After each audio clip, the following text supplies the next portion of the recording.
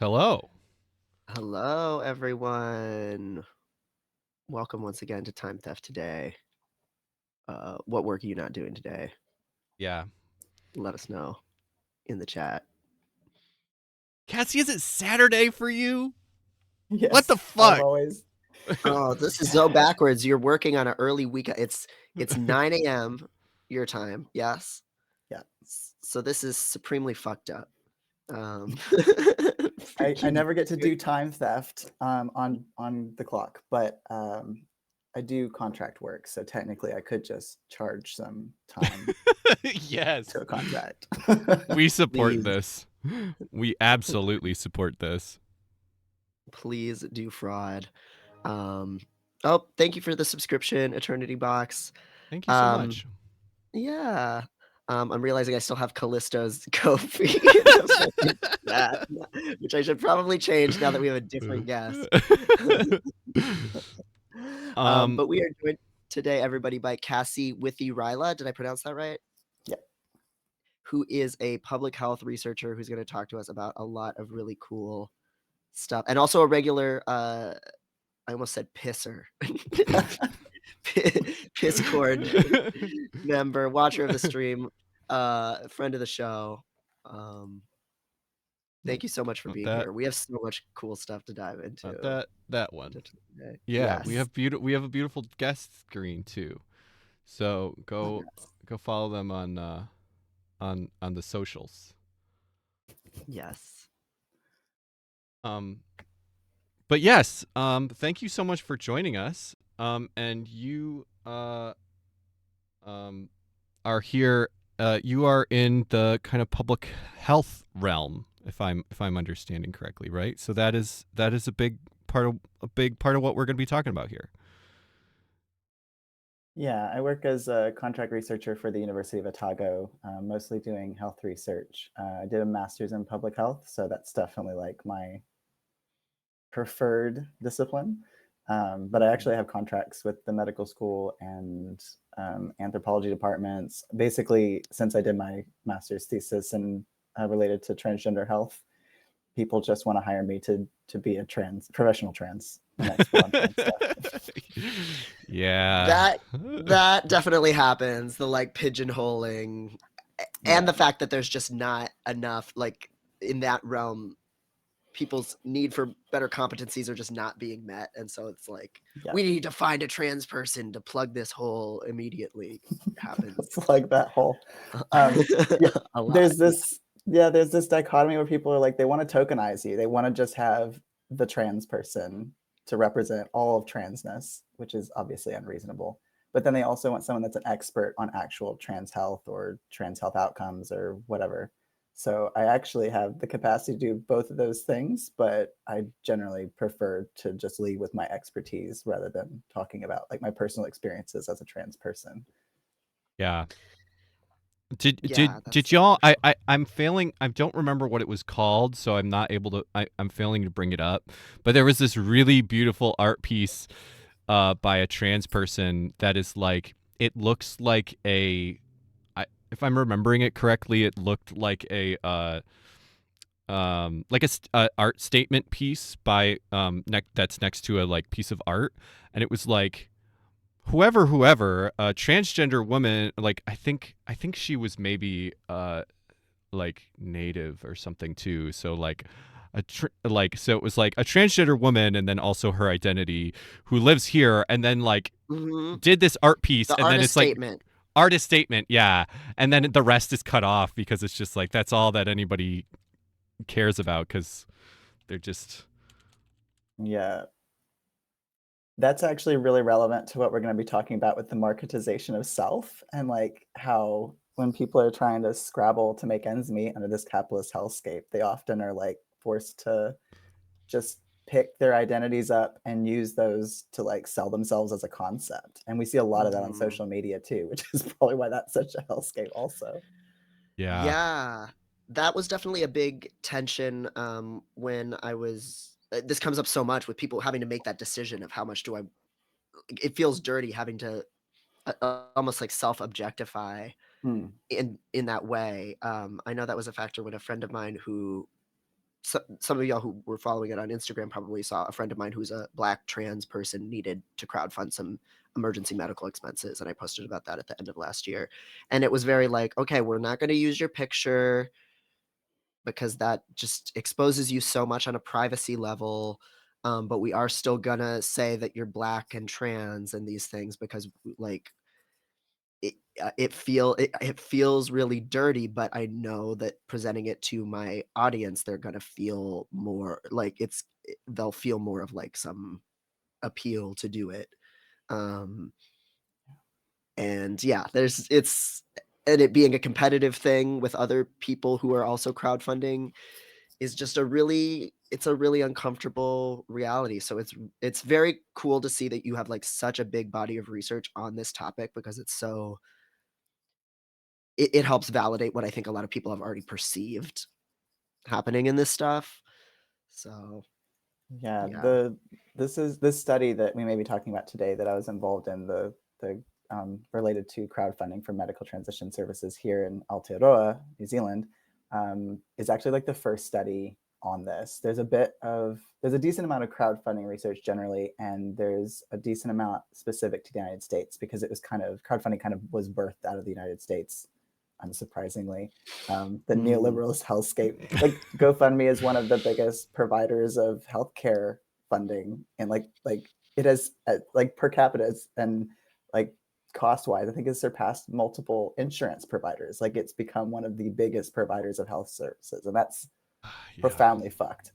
Wow. So we have a very different healthcare system here, so it's not quite as common to do crowdfunding, not as ubiquitous, but Is it yeah, is similar it issues. more like England and Australia where it's like most like there's a public health care?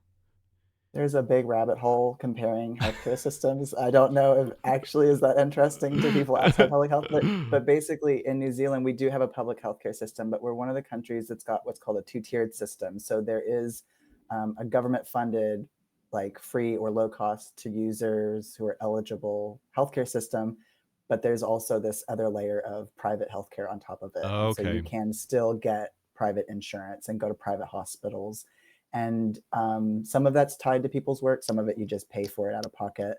But it's the argument is theoretically that if you have the people with the money paying for private healthcare services, that takes pressure off of the public system, so more of the people who can't afford to pay for their own healthcare can access that public service.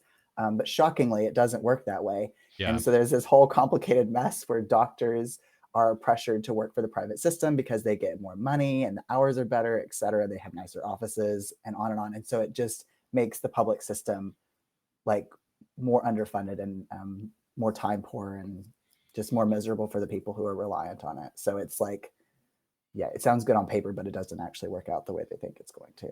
Yeah, that makes a lot of sense. Yeah. Very like starve the beast kind of Republican strategy here for how to underfund a lot of public utilities into non-existence. Kind of Yeah. thing. And I think Yeah. that's like unfortunately like even the people that are pushing for more public health stuff are like, well, it's the like, reform being the enemy of abolition sort of like, well, we'll do this half measure that is actually, also bad. Yeah. Yeah. Absolutely. Um Go ahead. yeah, I think that there's like a lot of things to talk about. I don't know if we wanted to start with that crowdfunding stuff since we'd already touched on it, or if there was another place that either of you wanted to start. I definitely know the least of all three of us, so I'm just here to to learn Dive about all this. in. Yeah, so Yeah. So I know you have a bunch of different publications that look at different kind of dimensions of this stuff, but so I don't know where you like think the best place is to kind of like dive in, but probably the research that you were just talking about the presentation on. But yeah, I don't know where you want to Maybe it'd be start. helpful to do just like an overview of the kind of stuff that I talk about, and then we can go with the crowdfunding. And if people in the chat want to steer the conversation one way or another, that we're open to input. Sure. Absolutely. That sounds Yeah. perfect. No, that sounds perfect. Yeah. So yeah, I actually originally did my undergrad in English. I have an interest in science, but I didn't actually start out in the health sciences, and then went back to school in my 30s and did my master's thesis, which is a research project on the positive experiences of trans people in this country interacting with primary care. So that's like your normal primary care physician, doctor type person. And I worked specifically on the experiences that were positive because, first of all, it was a really rough project for me mental health wise. Like, not the thesis writing itself, but the engaging with people and the literature talking about these really awful experiences of medical trauma. And so that kind of shaped my whole framing around trans research going forward, and thinking about like from a strengths-based perspective and how we can find out what people are doing that does work, and kind of lifting that up, because there's just so much research on trans health that's like everybody's miserable and then they die, and that's the extent of it, and that sucks. Yeah. Like that chips away at our own sanity, like that makes us a little bit less well, and so that's not good. And then my boss Susan, who did the crowdfunding research, Susan Wardell was doing this big project on crowdfunding in New Zealand specifically because it's a bit different healthcare system, like we just talked about. And they were finding, when they were kind of doing a snapshot of who was crowdfunding in this country, they discovered that there were lots of people doing crowdfunding for medical transition services, gender reassignment surgery, whatever language you want to use. And that's when she came and recruited me. So she didn't actually anticipate this being such a significant part of the research at first, but she came and found me, and fortunately we were at the same university, and she was able to recruit me right out of my master's.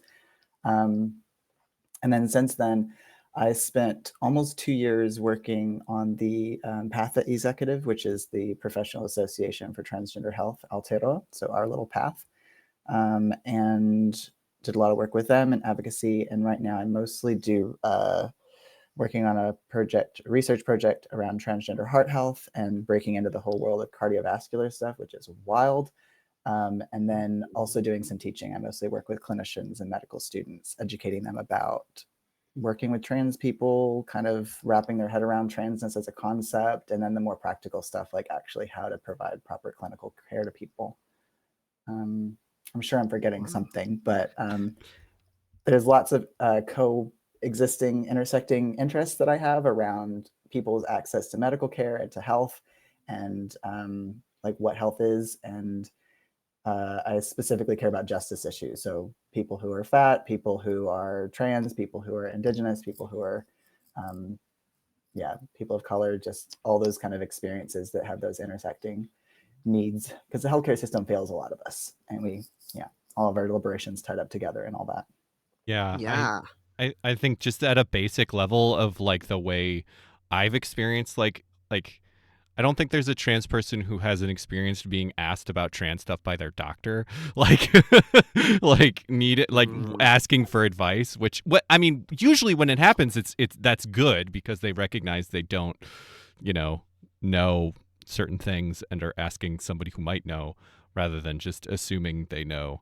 But it really does go to show how little knowledge that there is in health, in the healthcare system. That's such a big issue. Like, we want doctors to lead with curiosity so they can learn stuff because they don't know shit.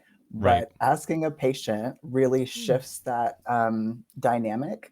And there's like a weird generational gap where people used to really believe that doctors were gods and that they know everything. And if a doctor didn't know everything, they were a bad doctor.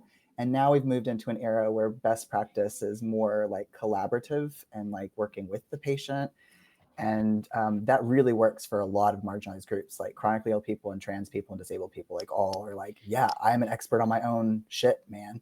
Yeah. But the doctors asking a patient when they're there to seek services about stuff is not the way. That's not it. No, that's not it. That's funny because that paradigm shift reminds me so much of shifts that I've seen in academia too, where generationally, like any academics up above me age-wise or years of experience-wise seem very averse to saying they just don't know the answer to something that even a student asks. And that being something that people like would discuss strategies for how to combat if a student asks you a question in the classroom that you don't know an answer to how to make yourself not look stupid. Whereas I feel like even people of my matriculating kind of year, a lot of people are like that still.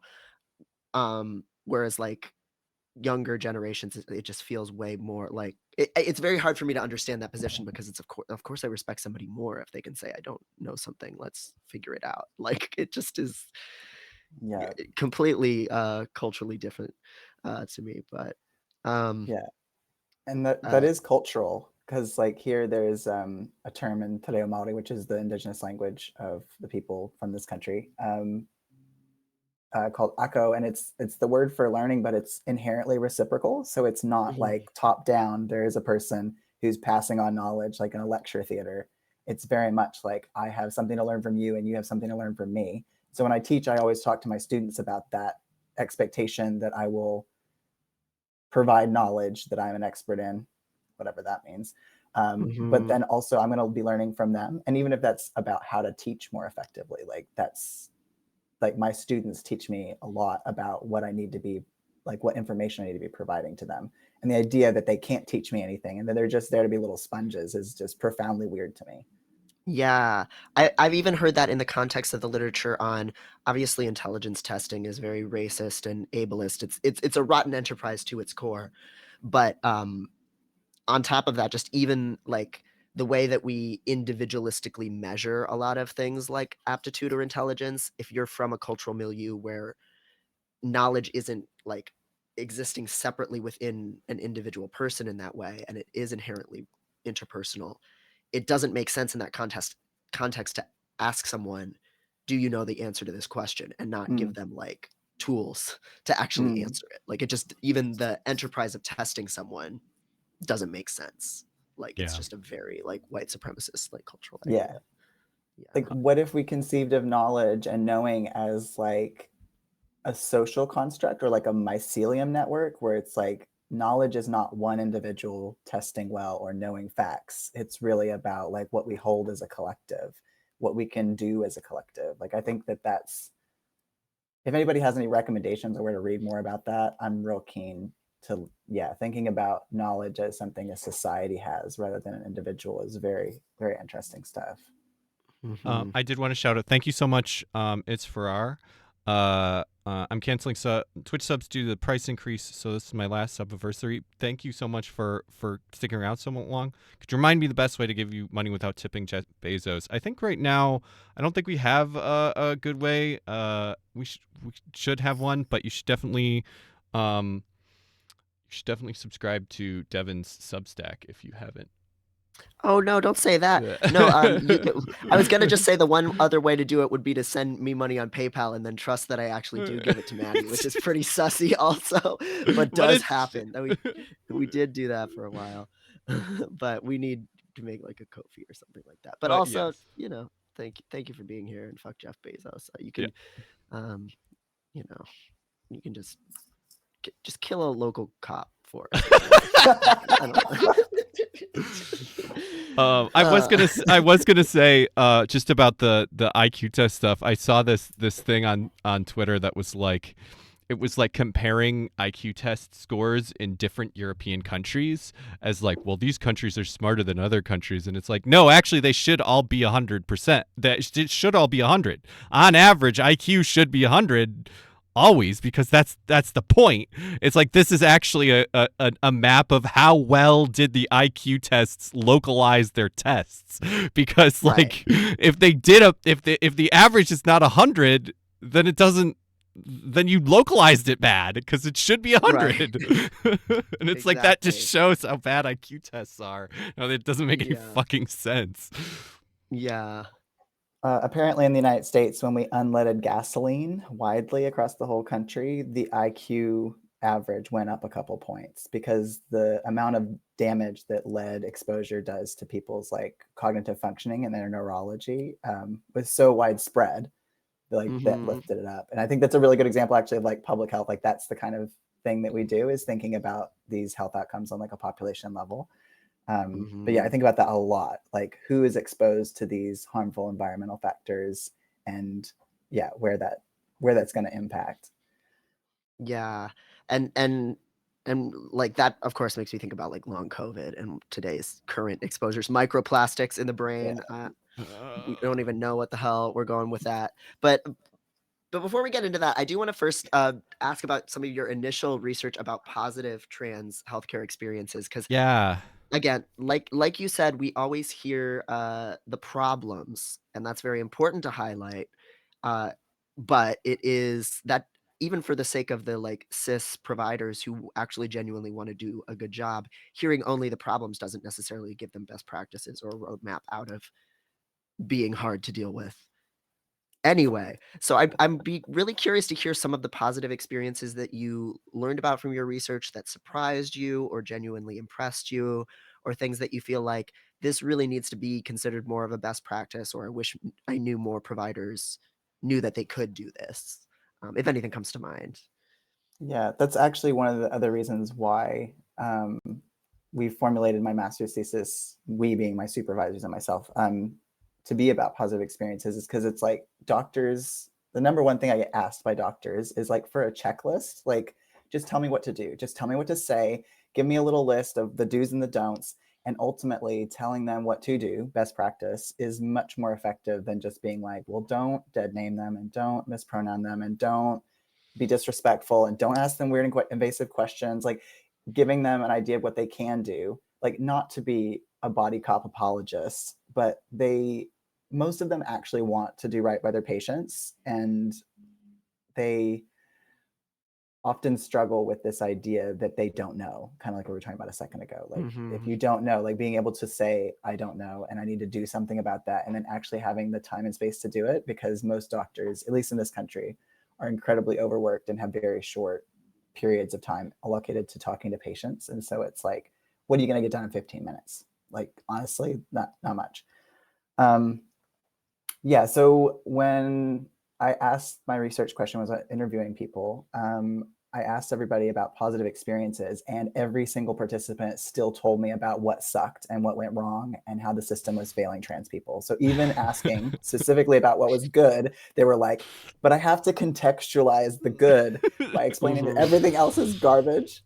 And I was Right, like, like it's yep, relative. Yeah. yeah, so this is good, but like don't think this is normal or common, like this is the outlier here. My doctor is different, or my experience was different, where I was really lucky. Like those are the kind of framings people had in these interviews. um, and then within that, the positive experiences were hugely wide ranging. Like people were like, my doctor didn't tell me that I was broken, or my doctor didn't tell me that I something wrong with me. My doctor knew that trans people existed before I got there. And I'm just like, oh my Mhm. God, this is so depressing. Um, but then there was people who actually were quite doctors who were quite involved in like doing advocacy stuff. And so there were participants in my research who talked about how they really appreciated that their doctor was so knowledgeable and so invested in like shifting the whole healthcare system and making things more accessible to people and stuff like that. So I think that that range of positive experiences is really insightful too, is that little bitty things can be positive for patients. Like it's not actually that hard. Doctors don't need to be experts or like specialists in this stuff for their patients to have a positive experience. And then the next thing I noticed was a lot of the things that patients were describing as positive experiences that were super attainable to doctors were things that they were already taught in medical school. So it's stuff like building a rapport and trust with your patients. I'm like, you guys Mhm. already know to do this. Like, why is this not happening more?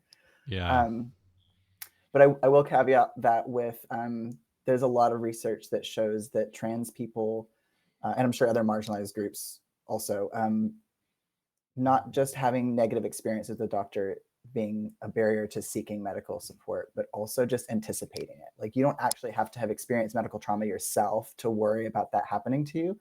And so like Mhm. in our communities, we're always talking about how we've experienced doctors mistreating us. And so that gets in our heads. And so then we think, oh, maybe I shouldn't go to the doctor unless I really need to, because it might be terrible. And so that's a way of like protecting ourselves and taking care of ourselves. And it's actually quite impressive how much trans people are able to do to take care of themselves, between doing research, educating themselves, talking to other people in the community, getting recommendations, like all this stuff. Like, it's incredible, but also we shouldn't be having to fucking do it. We should be able to just go to the doctor like everybody else. Yeah, the amount of knowledge that trans people need to have. I mean, just about transition, like the amount of horror stories that I've heard about, like, you know, just like like really, really low doses and ineffectual doses, and so the amount of knowledge that a lot of people need to have about even just that part of it, like actual hormone replacement therapy stuff, like you know, doses. We talked on the show about Devin, like what was it, the blood, the my high hematocrit and red blood cell count and all the shit's high. Too much blood. Do you donate? Blood boy. I do, and I really I had to fight with my doctor a lot at first to make her really understand why that was scary for me, as somebody who used to have really bad anemia and like medical trauma wrapped around that. And I was like, and mysteriously, after I started talking shit about her online as a public figure, then she started being a lot nicer to me and asking me about my life. Oh shit! I didn't hear that part. Yeah, now she's like very. Shout out to everybody's doctor that's watching at home. Yeah, and like it just the gradients of power, like it mimics so much that I've seen in academia too, where it's just like once a doctor knows that you have a PhD or whatever, they just talk to you differently. Once you know, those kinds of things. Otherwise, they just infantilize you or brush things off. But anyway, short version, I have to donate blood, and it's chill. It's gravy. But there's been times, like I remember you saying there's been times where they were like wrong about that. Like they told you the wrong thing, and so you have to be more on top of that than you should be, and like double checking their work because, you know, you've fucking been told the wrong thing before. And so. Yeah, and this is like the Informed Consent Queer Clinic of Chicago that it also has some labor rights issues. The workers have been striking for months now, but it's like the best option we've got, right? And I'm very blessed to have it relative to other people. But it is just little things like we have your legal sex in the system as female, even though that's not true, and they won't let me change it in their system, even though that legally has already changed. And so that means the cutoffs that they apply to my blood work is wrong. And they have to just remember that every time they look at it. I have a whole presentation that I do on the limitations of medical softwares, like the programs that doctors have in their computers that we put our information into that they're able to see. Like that's a huge limitation for keeping trans people well. And like our digital self doesn't get validated because we're listed as an M or an F incorrectly, and that some of us aren't an M or an F. And I had a doctor tell me that testosterone would keep me from getting pregnant, and I was like, "Oh God, who else have you told that to?" Oh, homie, that's like a big thing, right? Like I mean, I obviously didn't need to be as well informed on it on a personal level, but like that's a thing that I thought for a long time. That was I feel like that's the normal thing, and it's wild that like. That's just not true, and people just don't know that, and that a doctor wouldn't know. Yeah, they associate not having your period with not being able to get pregnant, which we know is not true for either when you start your period when you're young, when you stop your period when you get older. So yeah, you can still get pregnant. There's lots of evidence. You can just look it up. You're a doctor. You have the ability to do that. But yeah, I get listened to so much more now. My chronic illness stuff, people absolutely disregarded everything I had to say about my medical experiences for years. And then I got a degree from the medical school and I got my master's. And now they're just like, oh, you're a colleague. We can be buddy-buddy. And I'm just like, what the fuck is happening? And they'll let you in on the gradients of what they know and don't know and where the research is lacking, if they're familiar with that. It's like, again, all of a sudden you're collegial and they just don't trust and they don't trust the average person with that. And it's really, and it creates all these problems of people feeling like they have to hide information from their doctor, that they can't ask too many questions because they're afraid they're going to look dumb or non-compliant. And then it makes their doctors feel like, because this was a problem with one of my doctors for a while, like if they get the sense that you're as a patient being withholding from them because you do not trust them because of the power differential, then they're more more sussy and withholding with you, and it's not good for anyone. Yeah. Yeah, I've told the story before that I when I was inpatient, I inpatient psych, that I got labeled as having BPD, symptoms of BPD, and I mean I did not associate that as being like the like slur that it clearly ended up being, because I went down that road for a long time. I did what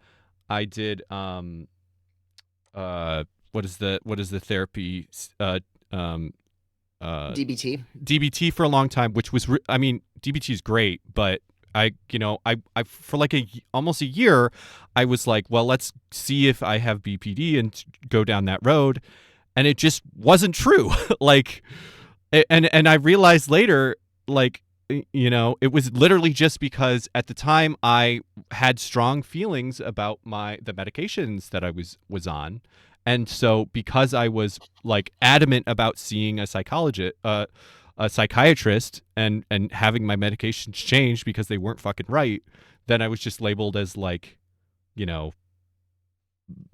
problematic, and so it was BPD symptoms. Non-compliant. Right, Yeah. exactly. Like it was in hindsight, it was so clearly that was what was happening, and that is, that is such like a thing that is like a tool that gets used like misogynistically, but also it's such like a racialized like thing, like all the things you're talking about, fatness, those are all things that like get you fucking labeled that way. Mm-hmm. And those are reasons why people are afraid to be honest. Yeah. Another bit of research that I'm working on has to do with medical students learning outcomes around poorly understood conditions. So fibromyalgia and IBS and all that kind of stuff that like a lot of doctors don't feel confident in the diagnostic practices. And so it ends up being this weird like diagnosis of exclusion where they're like, oh, we don't really know what's wrong with you. You're probably a woman or a trans person. We'll just give you this random label to like get you out of our hair. And it's just like such another, it's a whole other conversation for a whole other stream possibly. But the stories that we heard from the medical students about what they had witnessed their colleagues, like the people who are supposed to be teaching them, doing to patients, especially ones that were women or were seen as malingering or being medication resistant, like not being adherent, people with BPD. And they're like, once you get that shit in your file, it like haunts you. And so you're just constantly coming up against people who are going to be really prejudiced against that. And it's such a rabbit hole. Yeah.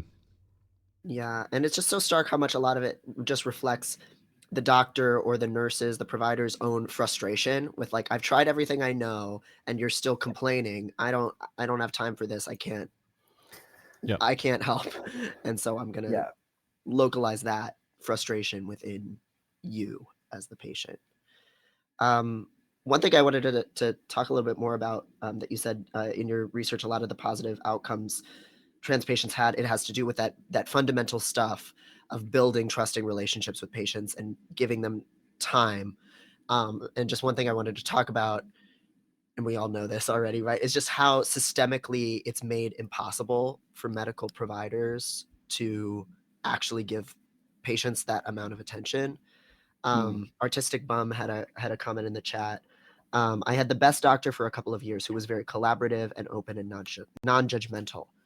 Unfortunately, the corporate-owned clinic didn't allow enough time for appointments to make substantial progress, and she was pushed out of the clinic.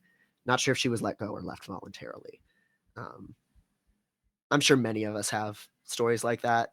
I certainly do, of like the provider who was the most attentive and slow and patient and careful couldn't meet their caseload because of how stripped down and spread thin the system is, and so how it really almost makes it impossible to be that kind of provider that trans patients need, and that all patients, but especially marginalized patients, need. Yeah, no, it's very systemic. I have a little graphic in my master's thesis. Oh, I have my master's thesis sitting next to me because I'm a big nerd. Let's see if I can find it. Oh, you got the There's- printed out one. I Yes. got a hard copy. They like bind those. I see. I don't know anything about a school. Oh, Maddie, they make you format that shit out the ass so that it can be printed so they can sell it back to you. That was like harder than formatting my dissertation was harder than writing it itself. Oh my lord! It is a For whole me. fucking thing. Yeah, I could probably find the PDF, but I have this little graphic here that I created. Oh, I love the trans little gradient people. shirts. Yes. Oh, that's cute. Such a nerd. Did that in PowerPoint. Anyway, but yeah, Fuck yes. basically, I wanted to talk about how the healthcare system is a huge impact on whether or not people are able to be provided appropriate healthcare. Duh. But then it was like, all the recommendations are always like, well, how do we get doctors to be better? We teach them, we educate them. And I'm fucking sick of it coming down to that, because obviously some people are more inclined to do continuing education and some people aren't. But ultimately, like, that's too individualized. Like, we need a shift in the way that the funding models work to prioritize marginalized people to have health equity, to make sure that their outcomes are the same as everybody else's. But I got my little collective action arrow there in the middle. Yes. So I was like, Hell I'm yeah. gonna make sure I wedge this in there. Join your union and do something with your fucking power. And I say that in all my presentations to medical students too. And nobody's yelled at me yet. So I just keep being like, y'all have a lot of power that you don't realize you have. So join your union and then get your union to do something useful. Because I don't know how it is with medical unions in other countries, but ours tends to be quite spineless. They really, I mean, I'm just conjecturing. I assume people who are in positions of power generally like being in their positions of power. And so they're not actually terribly motivated to change the status quo that privileges them. And so I imagine there's quite a lot of doctors that are like, we're actually fine with this hierarchical model where everybody puts in the work and works too many hours and gets miserable and then works shitty jobs and then eventually work their way up to get paid really well and do consultancy and whatever, which is also similar to academia. Yeah, like I did it. I did the 5 billion hours and almost killed myself. And how dare you suggest that you don't also do this? It's actually a perfect system. Yeah. Yep. Yeah. Yeah. So shout out real quick to the Howard Brown union. Let me just drop a link to that in the chat for my Chicagoans. Because yeah, there is not much of a union presence in most medical institutions in the United States, period. And yeah, we're Howard Brown Workers United. We have so far to fucking go, and they tend to be more conservative unions too.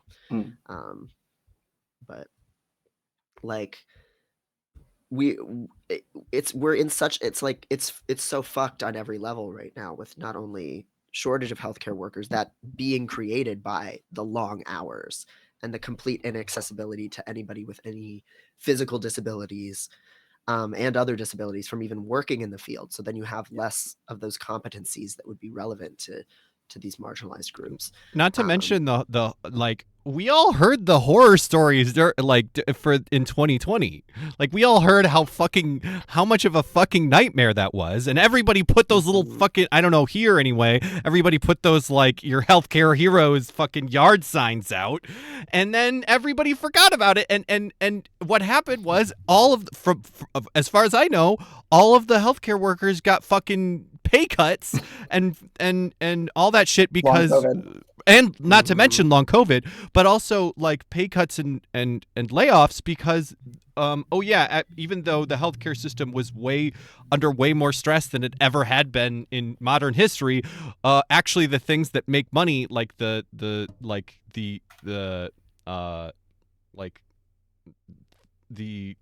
elective surgeries. Right, thank you. The elective surgeries weren't happening, so the business boys didn't get as much money, so everybody gets laid off and pay cuts, and then we forgot about them. That was it.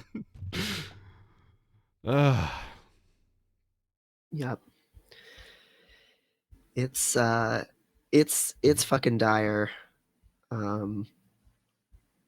Reembodied just said in the chat, God, seeing the efforts of the healthcare workers for Palestine group trying to just get healthcare unions to actually say the normalization of killing healthcare workers in Palestine is bad. Yeah, Yeah. it's these kind of the big industry unions, like education unions too, tend to be pretty conservative.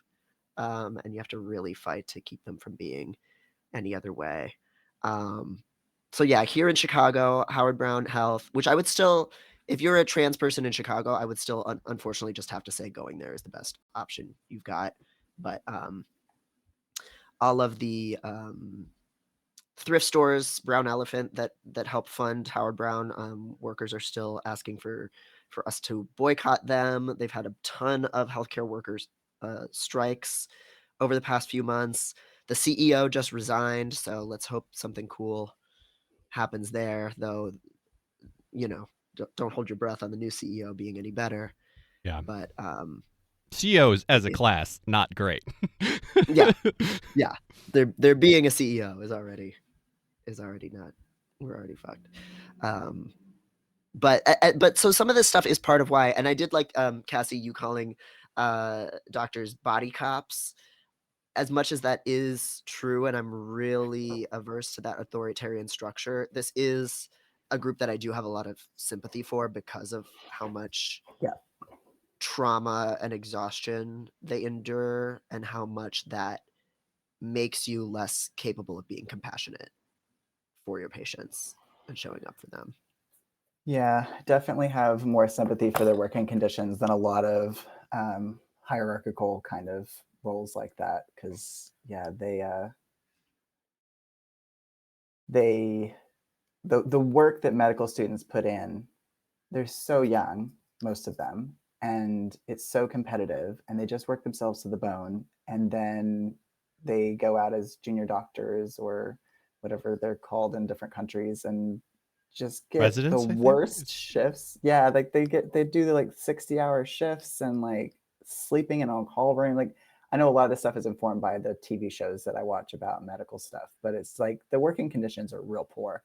And then when they get out into the good part of their career, they still only get to spend like 15 minutes at a time with patients. And so it's like even the ones that really care and want to build a rapport with their patients can't possibly hope to do that in a 15-minute session. Like there's this joke amongst doctors, because sometimes I'm a bit of a fly on the wall. They don't realize that I'm not a doctor when I'm in certain Zooms. Where they talk about the phenomenon where patients will come in and talk to you about like the weather or whatever, medication refills. And then right at the end, when you're like, is there anything else you want to talk about today? When like your time is up, they're like, oh, by the way, and then they drop a bomb on you. And I'm like, but you know why people do that, right? Like we need to get settled into a social situation and a physical environment before we can actually like talk about our most personal experiences. And health is a deeply personal experience. So no, we can't just walk in and be like, so I've got this really personal thing going on in the first 10 seconds of the conversation. Like that's just unreasonable. And I don't know how the system has persisted in doing it for so long and been even remotely functional. And I guess it's not. That's the catch. Yeah. The stream is being a little janky for me. Let me just make sure that it's still going. Oh. Some people are saying that it's trying to show ads for some reason. Yeah, it looks I have like it's a up network now, error. Yeah. It does keep reloading for me, like so it looks like we are still live, but it just seems like yeah, I have weird. a good I have a couple dropped frames, so it could have been on my end. But at the moment I have good up speed, so it should be good now. It looks like it's good now on my end. Okay. But we can take a couple minutes. Yeah, just give it a second to for people to get back through the ads if they had to reload. Right. Yeah. Yeah, that's too bad because it looked like we had 70 people here for a second here. So. Yeah, I think we still got 66. So. Okay, cool. Maybe it's just. I'm very glad people are excited about this as we are. That's great. Yeah. Yes. Absolutely. So what you were just saying, Cassie, about how you really need to warm people up before they can disclose a lot of really sensitive things in healthcare. I'm going to jump ahead a little bit just because it does seem so relevant to some of the things that I know you and I have talked about privately and that I've been talking about with people on Tumblr about stigmatized or shame linked healthcare behaviors, or just not, so that can be anything like somebody being afraid to bring up a sexual assault or an exposure potentially to STIs in a healthcare setting, or COVID mitigation behaviors, taking risks, anything sensitive like that, and what a person can feel ashamed of bringing up in a healthcare setting. It can be almost anything, because we are so alienated from our bodies under capitalism, and disability is treated so shamefully. Like, you really need to establish a rapport to get people into a comfort zone in disclosing any of those things, and just how much information we're missing, both in research and in just treating patients, when we're just rushing people in and out of the door and not giving them a chance to feel safe saying those things. Yeah, there's a whole level of disconnect from our bodies that we have under the biomedical model too. So it's not just that the system under capitalism is rushing us in and out, so we aren't able to build a rapport with the provider and having these really deeply personal conversations that are so fraught and they're so potentially full of shame. But also, like, we don't have relationships with our bodies and our environments the way that we should and that we could. And so, like, I'm not like a somatic expert. I'm not someone that can talk about that whole thing, but I do mention with my students sometimes that when we get activated, like our adrenaline gets heightened and we get that physiological response, we often feel that in response to like not knowing something or being told that we're wrong about something. And as doctors, they're expected to know everything all the time. And so that gets activated because they don't know something, and then they're not in a position to learn or to listen. And so that's a whole other issue where it's just like the shame that comes from not being able to provide the services that you want to provide, or not knowing what you're supposed to know as a doctor. Like, all of this, yeah, it's all tied up in shame. And that physiological response to shame is a barrier to being better or being present in our bodies, or any combination thereof. Yeah. Mm-hmm. Yeah. Shout out once again to the book Body and Soul by Alondra Nelson. That's about some of the healthcare advocacy of the Black Panther Party. We've talked about it on the stream before when Devin was here, but that kind of more community-oriented view of healthcare, where doctors who were volunteering with the Black Panthers, they were required to pass down some of their training to members of the Black Panther Party so that people could screen themselves for things and take, screen themselves for sickle cell anemia, screen themselves for STIs, to give themselves pap smears, so that it is this more collaborative and empowering structure, rather than having it be so divided by hierarchy, which really just creates so many barriers to care for everybody involved. Yeah, but also like Gift Horse said in the chat, it's I think it's kind of like we should unlearn the shame. We should maybe unlearning shame. Oh is a God. book. This is where my shame activates. Like, yeah, maybe I did on purpose a little bit. No, I've never written anything. It's almost like he's but anyway.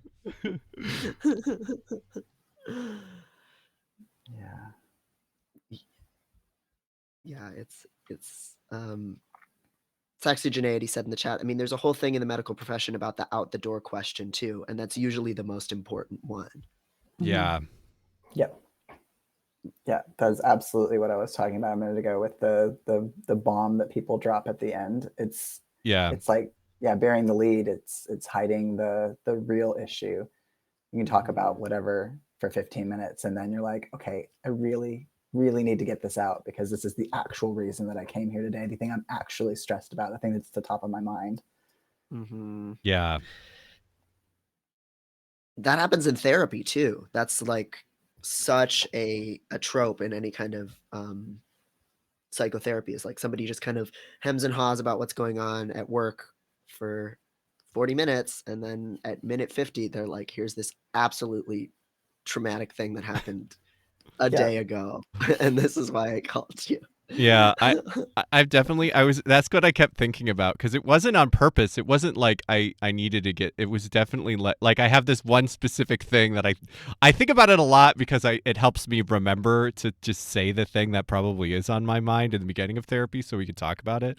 But I definitely did that, where I was just talking about random stuff, and then I think I was like, yeah, and right after this or tomorrow I gotta go work. I'm gonna go work with my dad, and my therapist literally laughed at me. She was like, well, yeah, no wonder you're like feeling. And my relationship with my dad is okay, but it was like, well. And so I think about that a lot, of like, yeah, Yeah, should just I don't think we do it on purpose, but I think a no. lot of us do. It's like when someone says, "What's your favorite movie?" And then suddenly you're like, "I've literally never seen a movie in my entire fucking life." Yeah. Like you cannot think of it. And so you go to therapy and you're suddenly in this new social environment and you're like, "Okay, what do I do? What did I do this last week? What was stressful? What's going on?" And like your brain doesn't pick up on this stuff in the Yeah. same way that you might if you had like a little agenda. Some Yeah. of us might write agendas before we go to therapy. That Oh seems yeah. seems like something no one in our chat would know anything about. That's like the meme of the dad who like has the agenda for what he wants to talk about at beer with the boys Oh every my week. god, that shit is so good. Cassie, have you seen that before? I think so.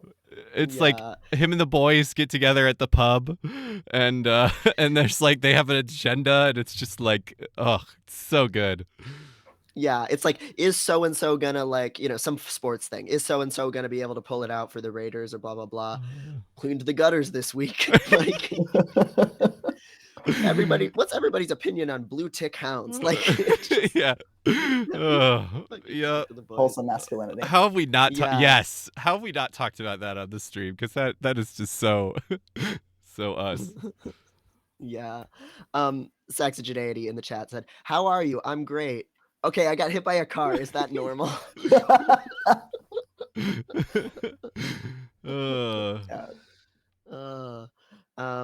A few people mentioned that they do bring agendas to therapy or to the doctor, or they started sending an email before the session with the day by day. Here's what happened.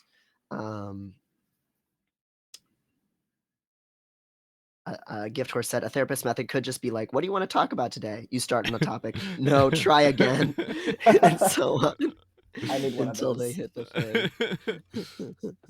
thing. And I know that in a healthcare setting, I'm sure a lot of us have had this thing where, again, because of the fast pace, because of this phenomenon, if you have more than one thing, maybe two things to talk about, Yeah. you don't get to all of it. Yeah. Yeah. And As that being a someone with huge chronic health issues, like there's like a rolling list that I have that's like a triage list. And I go to the Yeah. doctor and book an appointment when something gets bad enough that I need to actually deal with it. And then if I have time to talk about all the other stuff, that's good too. But most of the time I don't want to be like, I have such a weird dichotomous relationship with doctors where I work with them professionally and I feel a lot of sympathy for them and I think we get along well professionally, but when I'm the patient I'm just like, oh, I don't want to be here. Like this is terrible. So yeah, I do not enjoy the patient doctor relationship. I would definitely be one of those people that benefited from that communal kind of healthcare model, that sharing of knowledge and decentralizing medical knowledge. Yeah. I think it really does. I think most people, and I'm biased, but I think most people at their heart have this like aversion to hierarchy that it makes it really hard to, have any trust. Like they recognize that those things that it's a very perilous dynamic to be in. And so I think people inherently dislike hierarchy, but I think that they also do like frameworks that are like solid and substantial. And so if they're in a world where hierarchy is the norm and there's no other way of doing things that they can see, they'll buy into it like real hard. So I think like we all are like, "Ugh, this is gross," but ultimately we need some sort of structure to make sense of the world. And if we are told that hierarchy is the way to do that, it's real easy to just fall into that idea that like they're above me for a reason and I'm going to get above someone else and then that's going to be good. And yeah, hierarchy is wild. I one thing that was wild was that I'm 6'2", so I'm pretty tall. People are very rarely taller than me, and it took me at least a year to realize that I have a female doctor too, so it's even more rare that women are taller than me. And I realized she's like literally she's like a good bit taller than me, and I was like, oh, I just didn't realize it because she's the doctor. She's supposed to be taller than me. She's Be the big. adult in the room. Of course she's supposed to be taller than me. Like in any other circumstance, I'm immediately like tall, but because it so infrequently happens. But in that circumstance, I was just like, yeah, you're the doctor. You should be taller. Above me, literally. Yeah. Yeah, that's so funny. You're the big kid here. Yeah, you're the adult here. Mm-hmm. Yeah. I'm Yeah. speaking of which, I was curious to circle back because you were talking about the medical software and that being like a real challenging point for trans people, and I wanted to circle back on that because that's so interesting to me, because it is something that I've like that's definitely the place that I have dealt most with the that's where I've had the most trouble. Thankfully, I'm actually in a really good the university hospital that I usually go to. Actually, when I first went into inpatient as an adult trans person in like 2015, they actually had a preferred name, and pronouns, I think, which was wild. We're talking like 8 years ago when they had that, which was really, really good. But it's so and it's so frustrating, especially I think because I saw that so long ago, to see how like even that is still not the norm. Like it's so frustrating how that seems like a really easy to do thing to have, like a preferred name and preferred pronouns, and yet that is so so frequently that's not the case. And then also you get into deeper stuff where, kind of like as you were saying, where you have a sex that is either male or female, and then most, which usually for trans people that will be incorrect, and then a lot of people, and then there are people that are non-binary, so that don't fit into either of those. And one thing I think a lot about is how there's this idea that it's like, well, you have, and it's really this dichotomy between sex and gender that is sort of the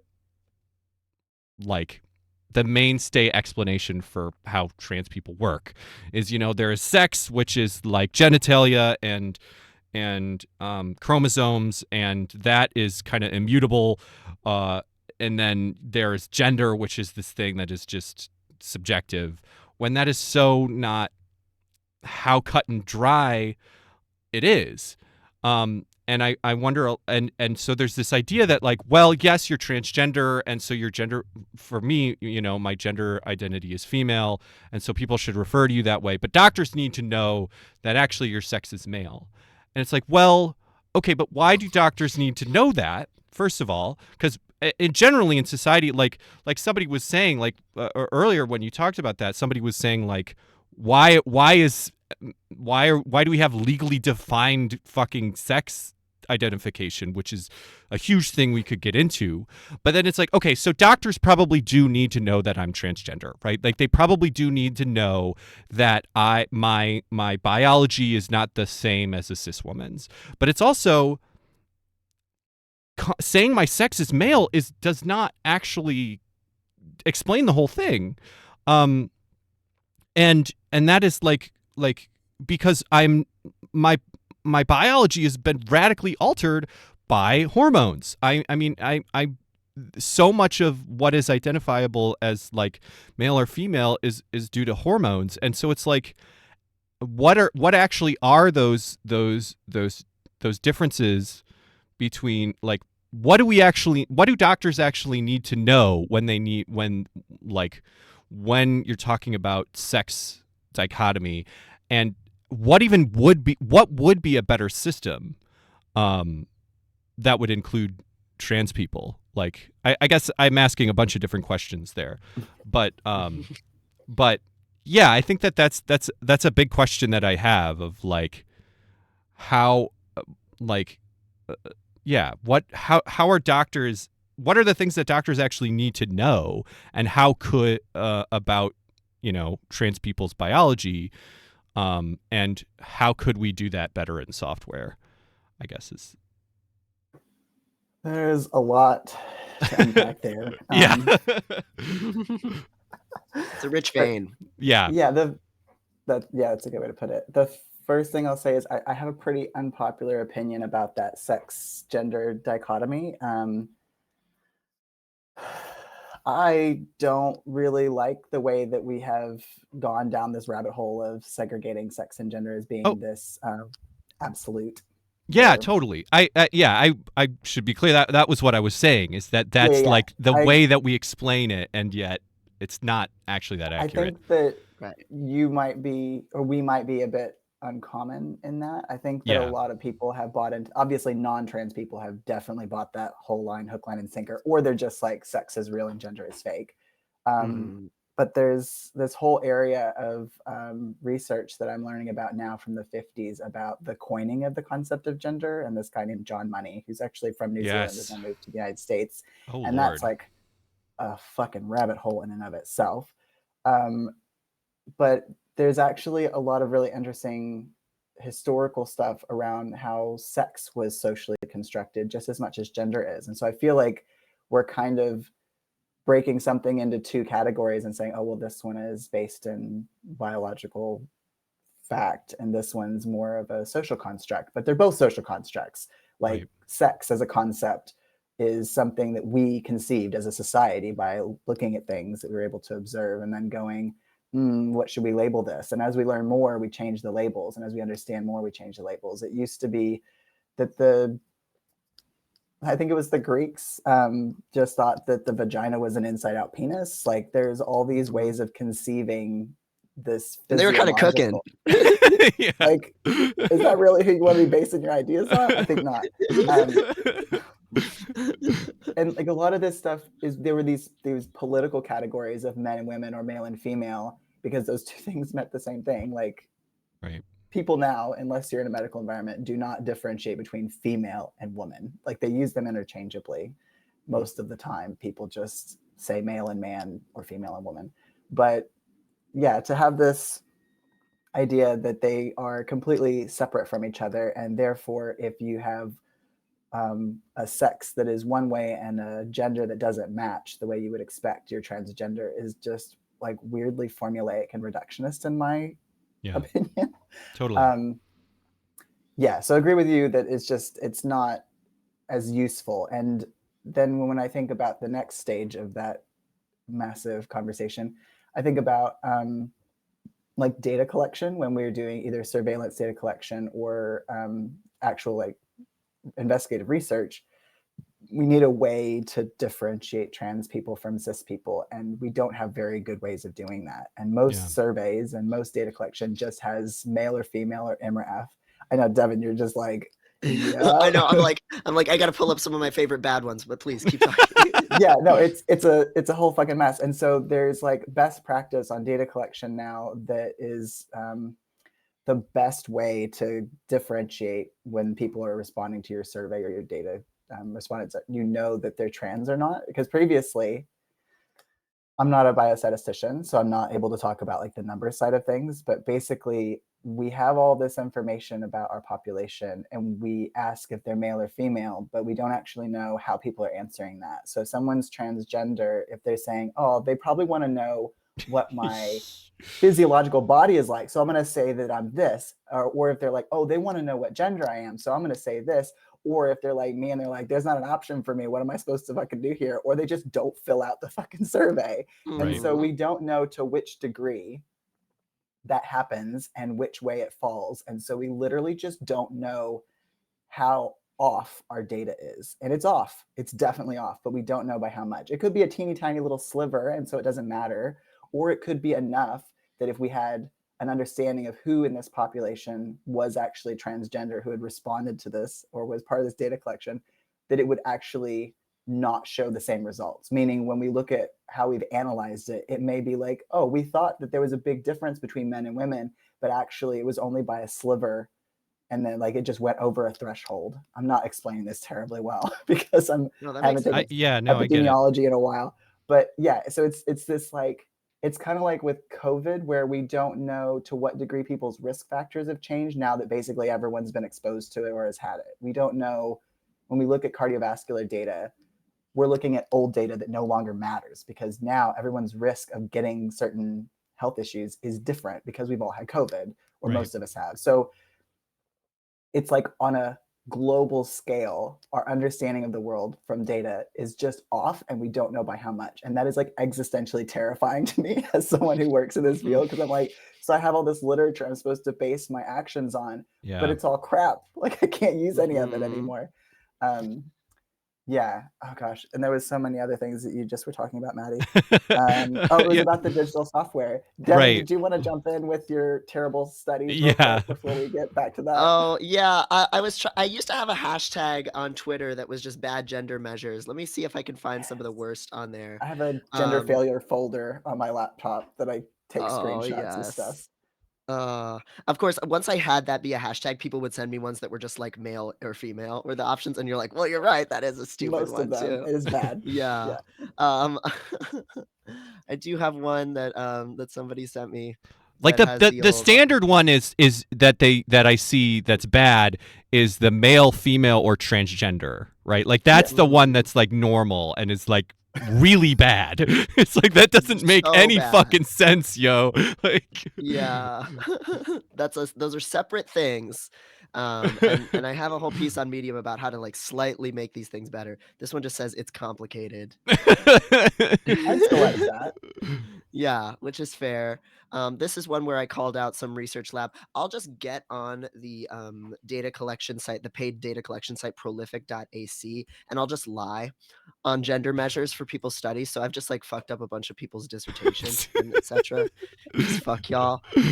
This is one that I kind of knew the person running this lab, and I had to put them on blast because I have mental problems. Male, female, else prefer not to answer. Oh man. Else? I guess that's non-binary people, but yeah. Is it supposed to be like something else? Yeah, I guess. Just that's kind of, I guess it could be worse in that regard. Here's another one that just has everything kind of combined. Yeah, the sexual orientation, because that's a thing where it's like I think we're talking about how like even we have this like in the way that we describe things, like I think that there is some idea about like I don't know, you can kind of understand like having like sex and gender be two different things, and those are two different like binaries that have spectrums. Like at least that's sort of like it's at least better, you know, than some frameworks. And there's like, well, how do we do it better than that? But it's like when you like see stuff that confuses sexual orientation and gender and like sex like, and all of those, we're way more basic. It's like whoa, we gotta back up. Wait, we'll start with the genderbread thing, I guess, because damn, y'all are dumber than I thought. Like so people are talking in the chat about like, okay, what is the alternative? And the one that I always come back to is like, why are you asking the question? What are you trying to know? Or do you need to know whether the person has a uterus right now? Right. At this moment. Do you need to know whether the person has like breast buds right now at this moment? Do you need to know what hormone level levels are right now. Right. Instead of inferring all of these things from their sex or their assigned sex at birth, what genitals they have, like what kind of sex they have, you can't take anything for granted. And Right. it seems to me these categories, and I understand that in our hyper efficient commercialized medical system, asking all these specific questions takes a lot more time. But it seems to me like it is the only answer, because we create so much more confusion when we use these categories as a shorthand for any of these things. Like like Maddie, you were kind of talking about like, well, it seems like my doctor needs to know that I'm trans. I know somebody who got a breast augmentation who just, did not tell her doctor that she was a trans woman. Wow. She was like, well, you don't need to know that. Like, you're not going to be dealing with that zone at all. Like, Based. that's not, yeah. I have definitely considered, I mean, when I donate blood, I go cis straight mode, Yeah. I, and it makes my healthcare access a lot easier. so here's a specific question, and one that Cassie, you're saying that you've started, because you were saying you started to work on specifically cardiovascular stuff, right? So I've always wondered, if I get a heart attack, what does that look like?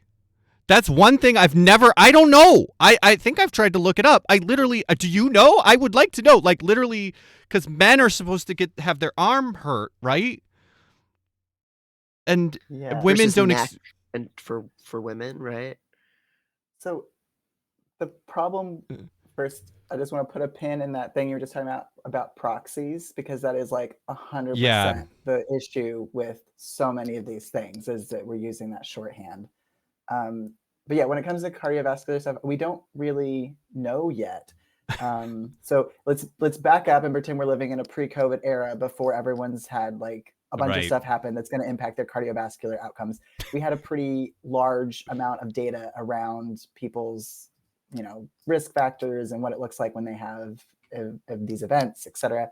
Again, newly breaking into this era, not an expert on CVD at all. Sure. But basically, if we back it up before COVID, and then we pretend that trans people maybe don't exist, and so all the data that we have is really reliable and it's really clear cut that there's a different experience, men versus women, I still don't know if we have a nice clean cut line between the two genders or sexes, of what impacts, because all these systems are intertwined, right? Like when we teach medical students, we teach them the cardiovascular system and the gastrointestinal system and the neurological system, like they're all separate entities. But then when we're talking about like actual meat sack, all this stuff is so intertwined.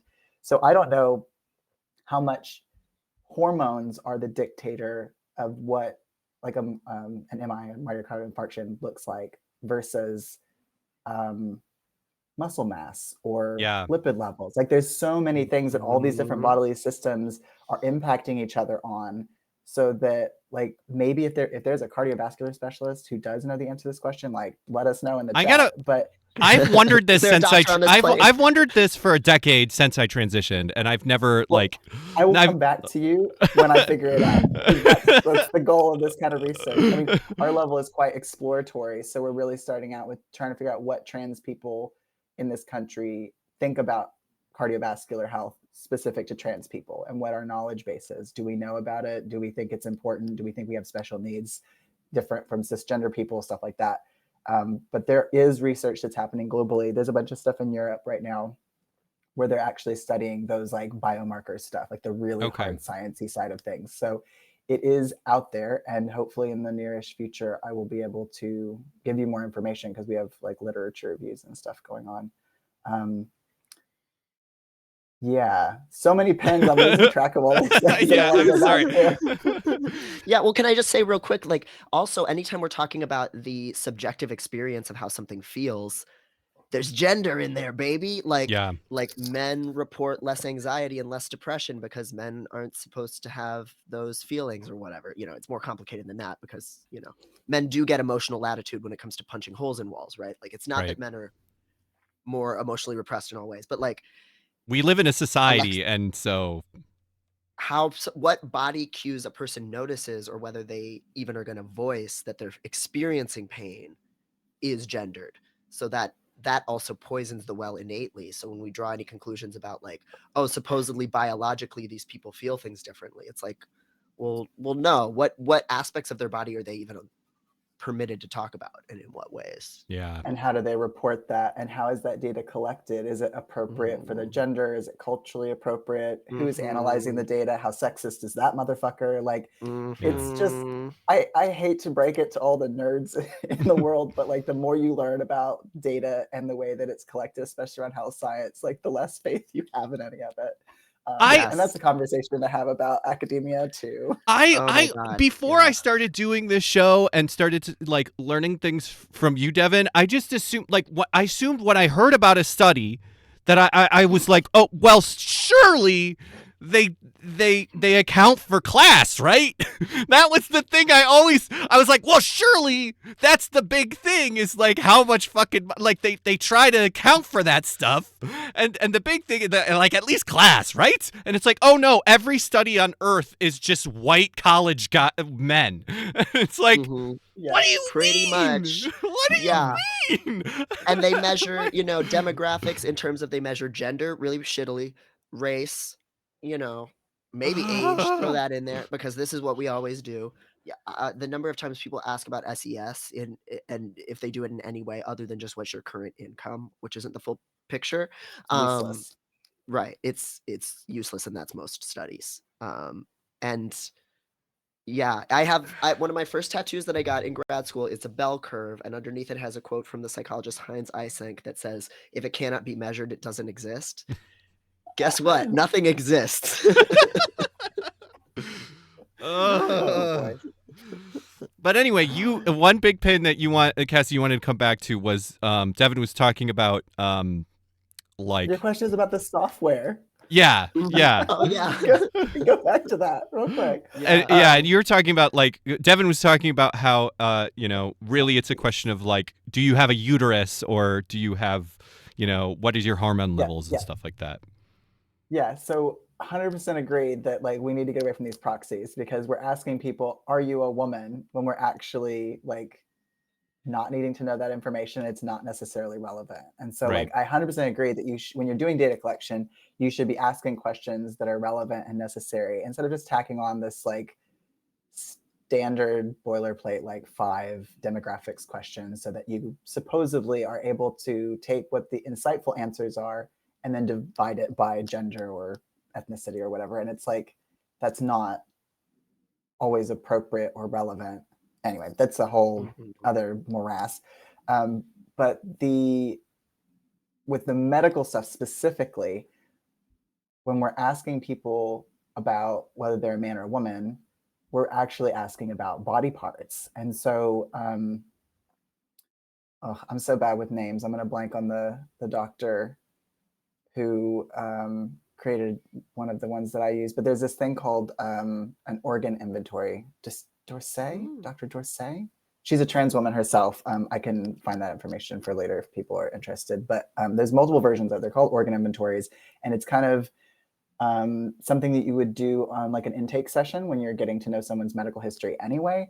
And it's kind of, there's a bunch of stuff in trans health where it's like, not like we have a best practice, but it's really just like harm reduction. It's like the best we've got so far. It's not the ideal, it's not the best, but because we're working within the context that we're within, we're kind of just finding things that work okay. So when it comes to data collection, that's the 2-step question, where you ask someone what sex you were assigned at birth, and then what gender you identify as. And if that matches, you're cisgender. And if it doesn't, then you're transgender. And that's theoretically a way to gain insight.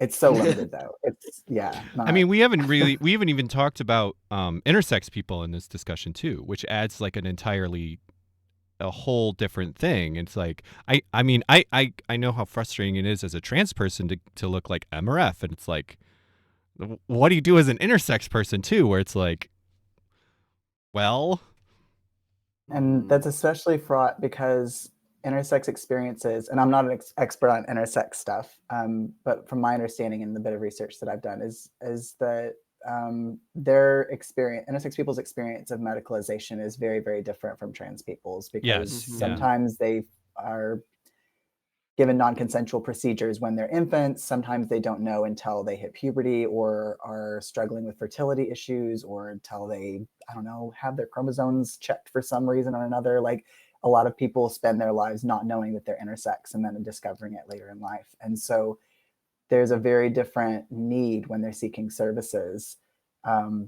Again, to not be stigmatized by their fucking doctor and to have doctors know that they exist and what kind of medical needs they may have. But there's just such a different experience of medical systems with intersex people and trans people. But I think ultimately for me, I just have it in my mind is there's a lot of opportunity for shared solidarity, because the systems that put intersex people at a disadvantage are the same systems that put trans people at a disadvantage. And that's the heterosexism and the cisgenderism and the biological essentialism, all this medical garbage. Like, if we did away with that, everybody would be better off. Right. But again, back to harm reduction, we can't actually just like snap our fingers and have everything be magical and better. So what do? One of the options is organ inventories. And that's just bypassing that proxy. It's just saying, I'm not going to say, are you a man or are you a woman? And then just assume that means I know what kind of genital arrangement you have, what kind of hormone levels you have, what kind of chromosomes you have, what kind of gonadal tissue you have. It's actually like checking in with people, because this is not just trans specific. Like, if a cisgender woman has experienced a hysterectomy, then going to the doctor and being like, I'm a woman, and him being like, oh, okay. You like, I assumed he was a guy. The doctor's like, oh yeah. Wow. Canceled. Wow. Such a sexist. But yeah, the doctor just assuming that there's a need for birth control, for example. But if someone's had a hysterectomy, that's not something that they have to worry about. So it's arguably something that's going to take a bit more time, but ultimately, if you're having these conversations on intake, you're already going to be asking people their medical history, and it's going to be building rapport potentially, because you're having a conversation about what surgeries they've had, what procedures they've had. Like, you need to know if someone's got tonsils or had their appendix out. Like, having things taken out of our bodies is not unique to trans people. Yeah. So yeah, that's kind of the working best practice, I think, because we don't have anything better yet. And there's so many proxies related to that affect, like if other Devin was here, we could talk more deeply about sexual health research too. Like, one of the big barriers that she encounters a lot in her research around PrEP, pre-exposure prophylactics for HIV, is doctors just assume cis women don't have anal sex. They just assume, you only need to be on PrEP if you're having a lot of high risk sexual behavior around penis and vagina sex, and that's it. If you're, like if you say you're a lesbian, they're not going to think that you take it up the ass or something like that, or like that any woman does, like it's any cis woman does. It's like missing out. Yeah, first of all, missing out. Everybody's missing out, and you literally are in your data and in taking care of your patients, missing out so catastrophically when you draw these assumptions, and it permeates the research on what we know works or doesn't work too. Yeah, and that goes back to that little drop down menu you had where you check asexual, bisexual, lesbian, gay, or transgender. Like, people don't have a good concept. If it had just been T for T, I think I would have been able to get on board with it, because that's like an orientation, right? Just being trans for trans. Yeah. Anyway. Yeah, I'm transsexual. I'm attracted to other trans people, and that's it. Now I'm imagining a cis chaser there's like a form that has fucked this up, and it's like, what's your sexuality? Heterosexual, gay, bisexual, transgender? And he's like, transgender, definitely! This is the first time I've been centered. Been represented. That's like a twisted version of like, the AFAB trans women people, like he's like, well, technically I'm transsexual because exactly. Hellmeat's like, yes, it's me. This form was made for me. And it's like, yeah, you're so valid. You do deserve to be captured by the data, but not like that. Different data. Yeah. Yeah. So software. just real quick on that, I think that a lot of it is avoidable because we just need someone who knows how to create a fucking web form, and the people Yeah. who request said web form to be like aware of trans people and the things that they need to be asking, because it is not difficult to make a box like check all that apply versus check one, or Right. fill in a blank versus check one, or have 4 options instead of 2. Like, it's just not that hard, but it requires the people who are contracted to do that software to be given those instructions. And So that's the probably first and barrier. probably the ability. Like, I mean, I have to imagine that it's also so much like, you know, the constraints of public health, you know, just because capitalism, nobody's given enough money to do anything, and you know, the deadlines are such, and so it's like, I'm sure it's not only a knowledge thing, but it's also a means thing of like, yeah, how much are we spending on systems like this and stuff like that. Yeah. Or they're outsourced to private people, and so these are people who are just copy and pasting Right. the same forms that they use for everything instead of actually tailoring it to the needs of the person who's going to be purchasing it. Yeah. There are, I think I've heard about one software program that gets used by doctors in the States that has some inbuilt options, to be a bit more detailed around which organ systems a patient has, which I think like we are seeing a move towards that, which is good. But a lot of times it's just doctors doing these really wonky workarounds where there's like a notes tab that pops up Yep. and they put pronouns in there and then just like hope the next I've person been that opens it looks in the notes. Like, I've been told that people have done that for me. I specifically remember that you know, when I was in a different inpatient place that didn't have the system set up, it's like, well, yeah, we did that, and it was like, well, still, I got misgendered by every single nurse because nobody looks at that. It's like, well, that's not helpful. yeah, a lot of workarounds are not effective because it's not built into the system. So it's not ergonomic for the users, the doctors, the clinicians, the nurses. Right. It also can be really invalidating for the patient if they ever have access to their records or like Right. get automated messages through the system that may be like addressing them as Mrs. or by a dead name or like something gendered like that.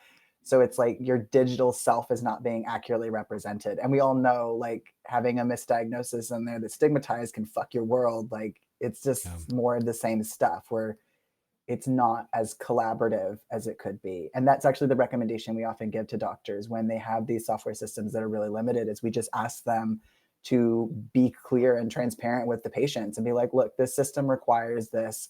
What would make you feel the best?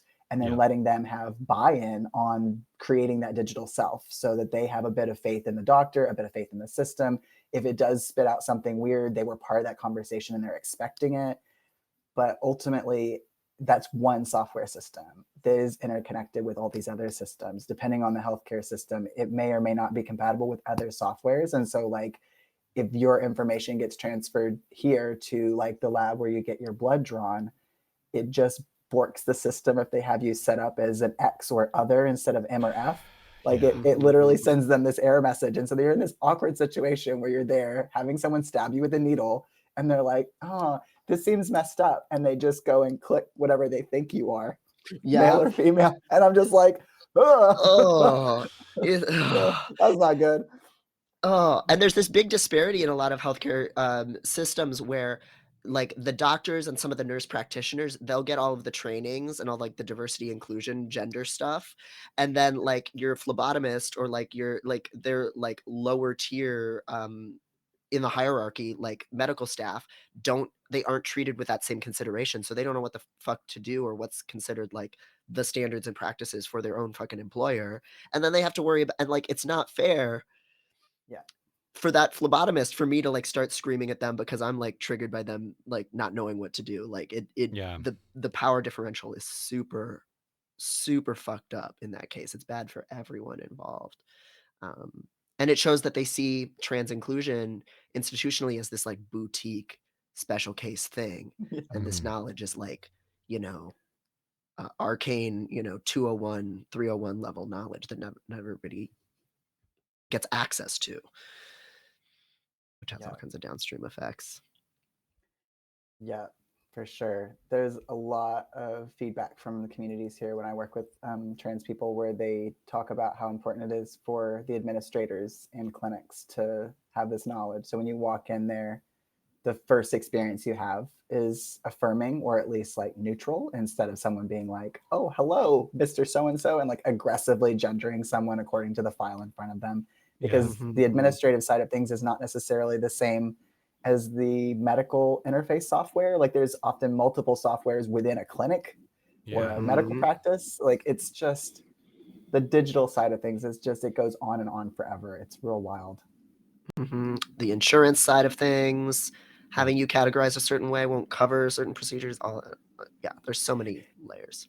And so that's the like trans people interfacing with the healthcare system and the healthcare system being really inhospitable. But then when we're going back to those proxies, the big concern about the M and F categories in these software systems is they have to do with recall for screening. So if you have an F associated with your name, you will get screened for cervical cancer. You'll get a little thing that says, hey, go get your pap smear. But if you have switched your information to be an M so that it's more affirming to you, or because you've gotten it changed legally, or because your doctor changed it, whatever the reason, you will not get that same reminder. And so this is actually an issue on a population health level, where trans people already have all these barriers to getting these screenings like out the wazoo. And then you add this extra layer of you don't even get contacted for the screening that you need to be contacted about. Like that's why we have higher rates of different conditions. It's not just, I don't want to go to the doctor because I'm afraid of getting mistreated, or I've got medical trauma, so I'm avoiding the doctor. It's also that the doctor's office isn't even contacting you to say, please come in and get your screenings. And this works both directions. It's a mess.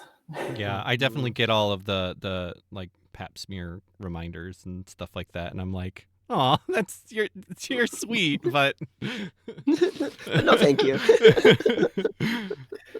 What if I sign? Do you think I could get an appointment for one? Just like what would happen? We can live stream it. We can do it on the stream. Yeah. Hey, YouTubers, what's up? We're gonna do a medical prank. I have literally thought before, going back to the like, don't tell him shit, lie to him thing. Like when I was really freaking out about my testosterone access because of this blood shit, I was like, I wonder if I could just sign up for one of those private clinic low T things for like cis dudes and just pretend to be a cis dude who just wants more testosterone. And like, just, don't ask, don't tell. And they'll just be like, well, yeah, I mean, you little shrimp, of course you would want. You fucking soy boy. Yeah, you soy boy, we'll fix you up, bro. But the second that I asked for the gel, not the shots, then they'd be like, oh, you know too much. Yeah, you know too much. You're a pussy. Well, that's why I need the testosterone, so that I can be manly and get shots. My dick fell off. My dick fell off, guys, please. My T is so low. That's what they think's gonna happen. Like biological essentialism is a fucking drug. Yeah. Yeah. Okay, I do want to dive into some of your research on crowdfunding of trans healthcare and stuff. Right now I have the abstract pulled up for your most recent study with Susan from last month. I thought maybe that would actually be a good place to start, because I think there looks like there's a lot of moving parts here in this study that would be fun to dive into.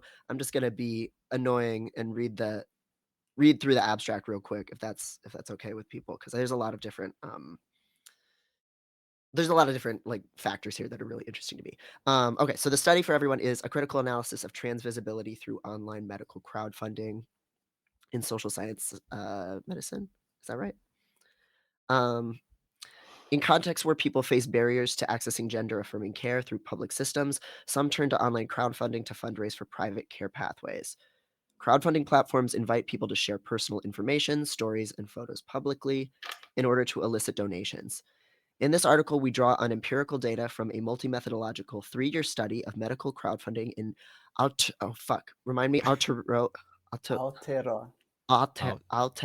New Zealand, with a focus on people crowdfunding for medical transition services. We apply a lens of visibility to analysis of focus groups, interviews, case studies, and campaign pages, presenting findings on who was present and absent, with a focus on binary gender and whiteness, and who was the assumed or expected audience, with a focus on cis publics. We describe how campaigns were defined by efforts to make trans bodies legible and campaign requests competitive through reference to narrow and medicalized frames of dysphoria, suffering, and transformation via medical intervention. We contribute to more comparative work in the literature on crowdfunding by highlighting how these globalized digital technologies are situated in the particular demographic, cultural, and structural context of Aotearoa, New Zealand. We call attention to crowdfunding as a relational practice in which the public marketization of the self can have both individual consequences relating to privacy and an outing and social consequences in the reinforcing of trans normativities. Overall, we argue that although crowdfunding represents an adaptive strategy for trans people trying to meet their own needs, it ultimately contributes to a type of trans visibility, which is both risky and limiting. So definitely, like in the discourse that I've seen people make online, like people who are having to crowdfund their own surgeries, we already innately kind of notice suggestions of patterns, right? Like that trans mask top surgeries tend to get more funding and attention than, for example, facial feminization surgery, right? There are certain procedures that are seen as more essential than others, and certain narratives.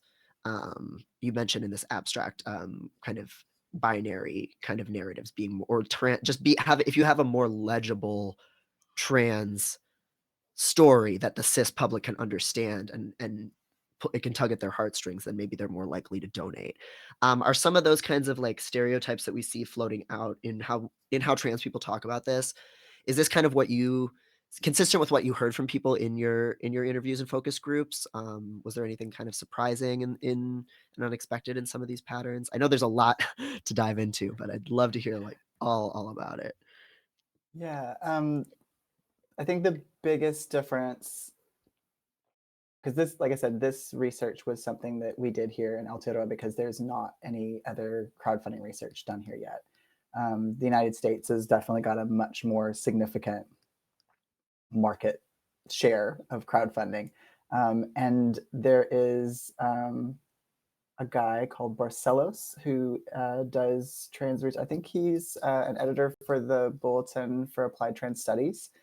And he does crowdfunding research in the United States. And we pulled from his research a lot in understanding what was going on and kind of different ways of thinking about medical crowdfunding, or specifically for trans people.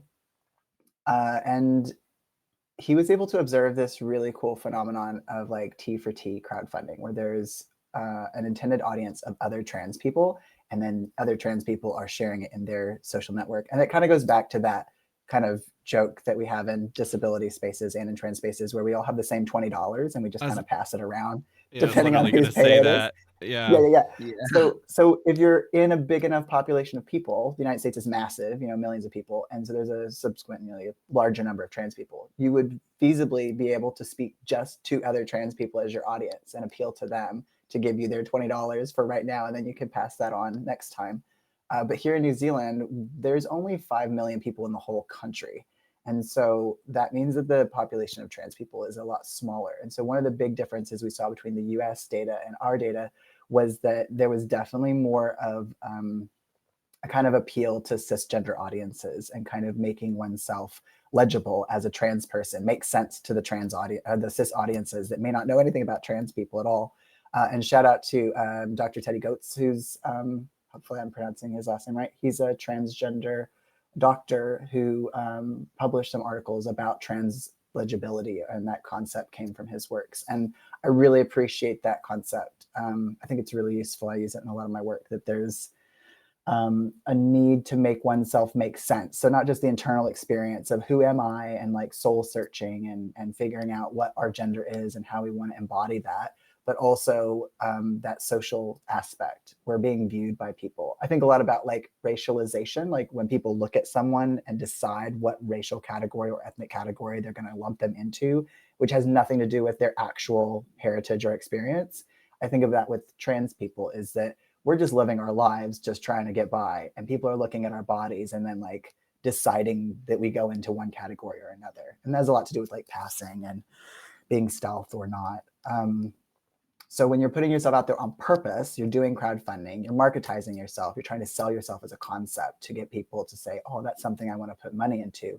There's a couple ways to do that. With medical crowdfunding, it tends to be a bit of the sympathy card, like, oh, this very sad baby is hooked up to all these machines, or look at this happy little kid that needs like medical support. A lot of Susan's other work had to do with infants and small children needing medical supports that weren't supported by the government systems. And so there's a very different experience when you're talking about adults, because we're not like inherently poor little incapacitated victims. And then that's complicated further by the fact that a lot of people see trans medical affirming surgeries as being like cosmetic or elective. It's something that like we're choosing to do rather than something that has been very strongly shown to be an essential service. So there was a lot of like educating going on where people are like trying to convey to this cisgender audience that the services they needed were really essential and valid, and that their story was really cohesive and made sense. Lots of kind of, I want to say like tropey or stereotypy kind of narratives, but definitely if people could pull on that narrative that was identifiable, then they would. And some people don't have that option, or that's not their story, and so they don't have that. And I think that's where we started seeing the kind of different demographics rising to the surface. So you mentioned top surgery for trans guys. That was overwhelmingly what we saw here as well, is that was the main reason people were crowdfunding. And not to go down like a conjecture rabbit hole about why, but I think if crowdfunding is inherently about being visible, putting yourself out there for facial feminization surgery or for a tracheal shave or something like that might not be something you're as willing to do, because when you're selling yourself, you're taking pictures of yourself, you're putting visuals of yourself up there. And if this is the thing that you're trying to change, the thing that's bringing you dysphoria, why would you want to center that? It might not be something that trans women are particularly keen to do. And also, there's a lot of trans misogyny in the world. So I imagine that a lot of trans women just don't bother even fucking with it, because they know that they're going to be getting a different response than we would with a trans guy who's seeking top surgery, who already passes perhaps as a cis man, who's got pictures of himself from here up and looks like a dude. And so they're like, oh, of course this guy would want to not have tits. That makes sense. Like, that's legible. That makes sense to my brain. Yeah, so there's a lot of opportunism, I guess, where trans people are working with what they've got. And if what they've got is something that is marketable, then they're going to use that. And if they don't have that, maybe they're less likely to try, or they're definitely less likely to be successful. The rates of success in crowdfunding is astronomically small. And we only see or hear about the ones that are wildly successful because they go viral and get like $1 million more than they asked for. And so it gives this illusion of it being attainable and something that's like a legitimate way of doing things. And when you're crowdfunding in your communities and you have lots of strong community connections, it's pretty reasonable to think that you'd be able to be successful. But if you're socially isolated, or you don't have those connections, or all your connections are also fucking poor, it's a lot harder to gather that resourcing. So it's not just about monetary resourcing that the people you appeal to have. It's also about the connections you have in your social networks. I don't like the word social capital, but that's kind of what it makes me think about. It's definitely classic survivorship bias airplane. Exactly. I love that graphic the most. Yeah, and I feel like I've seen that in a real way, like people's perceptions of what odds of success to expect, or just because it's the only hope they have. It is just very psychologically ravaging to see people sharing the same fundraiser over and over again and being really frustrated at why it's not getting contributions. I don't know. Like, do we have any sense from from the literature on like what percentage do get fully funded, if you had to guess? Or I know it's really hard to pin this kind of thing down, but I remember it being very, very low. I think that like somewhere to upper 80s or lower 90% just aren't ever going to meet their thresholds, or whatever their goal is.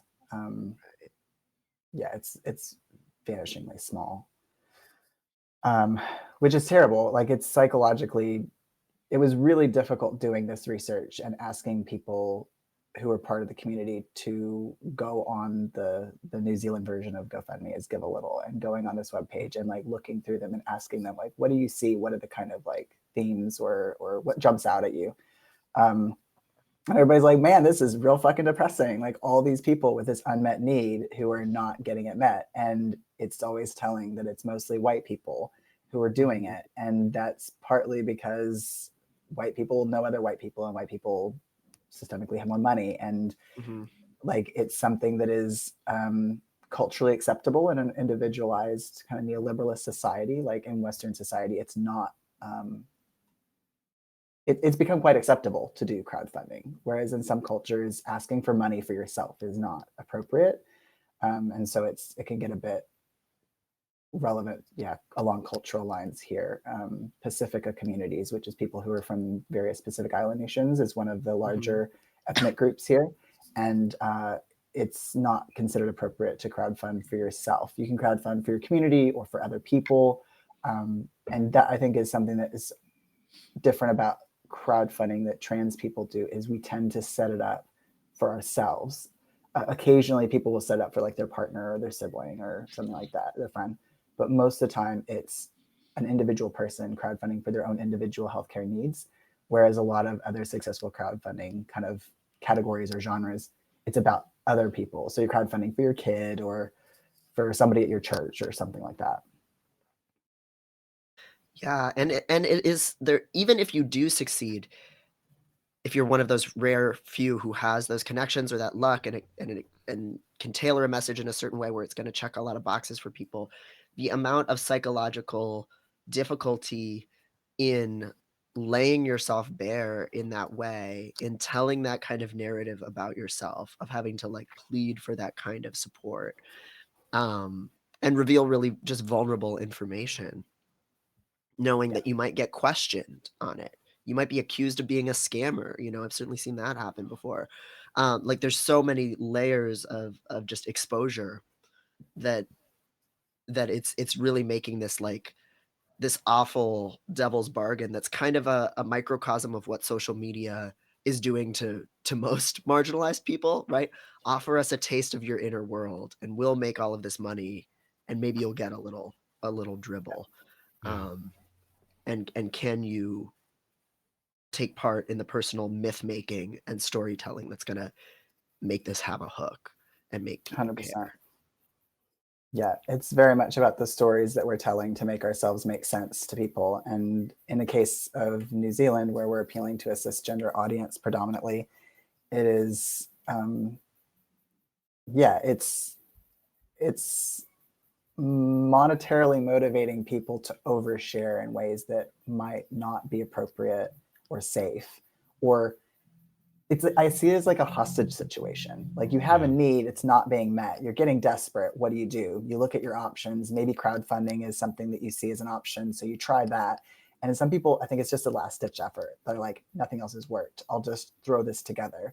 But we also see the ones that are most successful are people who have a lot of digital literacy, or who have like social media savvy. They have this kind of knowledge and network that they can pull upon to circulate it around, to have more eyeballs on it, more people that might go on to donate.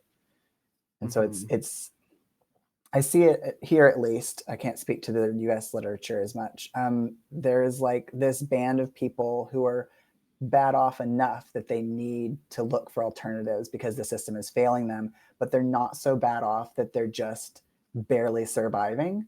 Like, they're in the middle somewhere, and that's the band of people who tend to do crowdfunding. Because if you're too desperate, if you don't have a computer, if you don't have electricity, if you don't have a house, then you're not going to be able to run a crowdfunding campaign at all, much less successfully. But if you're well enough off that you can just ask your parents for money or get a loan from the bank, then you don't need to crowdfund. And so it's this little band in the middle of people who are prone to do it and have the opportunity to do it potentially successfully. And I always caveat that is like potentially, because there's no real guarantee, even if you are well connected, social media savvy, have digital literacy, like that you're going to be successful. Yeah.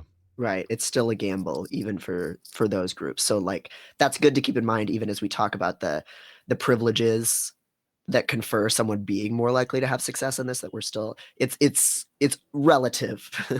Yeah, it's the illusion of control. Like we don't, Right. there's no, and there's so much of capitalism, right? Is we think if we work really hard, if we try really hard, if we know all the right things, we'll be able to get what we need to get. But that's not actually true. We don't actually have nearly as much control as we think we do. So we individualize that and put the responsibility on individuals. And so we're like, okay, if I work really hard and spend lots of time making it like a really appealing campaign, and like there are ways that you can be statistically more likely to succeed, but ultimately that's like the whole population health thing. You can't, an individual person doesn't have a 42% risk of having something happen to them. Either it happens to them or it doesn't. We're Right. talking about like out of 100,000 people, a certain percentage of those people will experience that. And then like doctors do this a lot. They transfer that onto an individual, but that's not really how that works statistically. So yeah, you can increase your chances of something being successful, but it doesn't guarantee that. If you do all the right things, it still may not happen. Right. And there's only, our data is so poor quality usually on so many things that we're really only capturing such a small amount of the variation in predicting. And again, predicting is not actually saying, oh, this is going to happen Right. for you. Like I've noticed even with just like in sharing other people's crowdfunding, like even just small things, like even if you already have like followers and a lot of that like digital social capital nasty shit, like if I can tell a couple of sentence story about specifically I know this person and here's why you should do it, then there will be a response. But if I just share it, nothing's going to happen.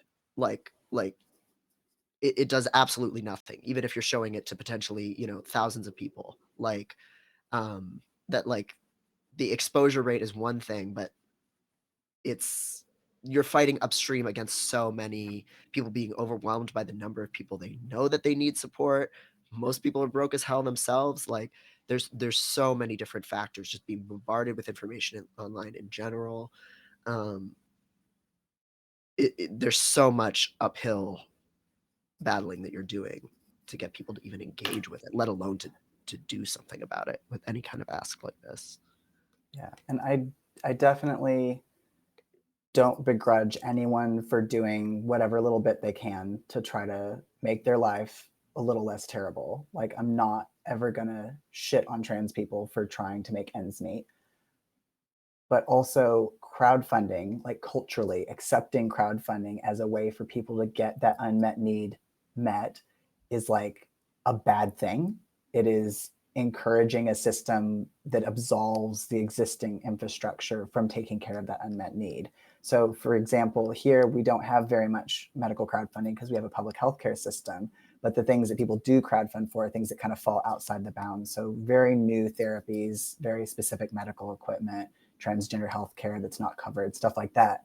So it's like the government has then the opportunity to go, oh, well, if people are taking care of this on their own, we can continue to not provide that service. And I don't think it's that like purposeful that someone's sitting down and scrolling through crowdfunding campaigns and being like, oh, they're fine, they'll deal with it themselves.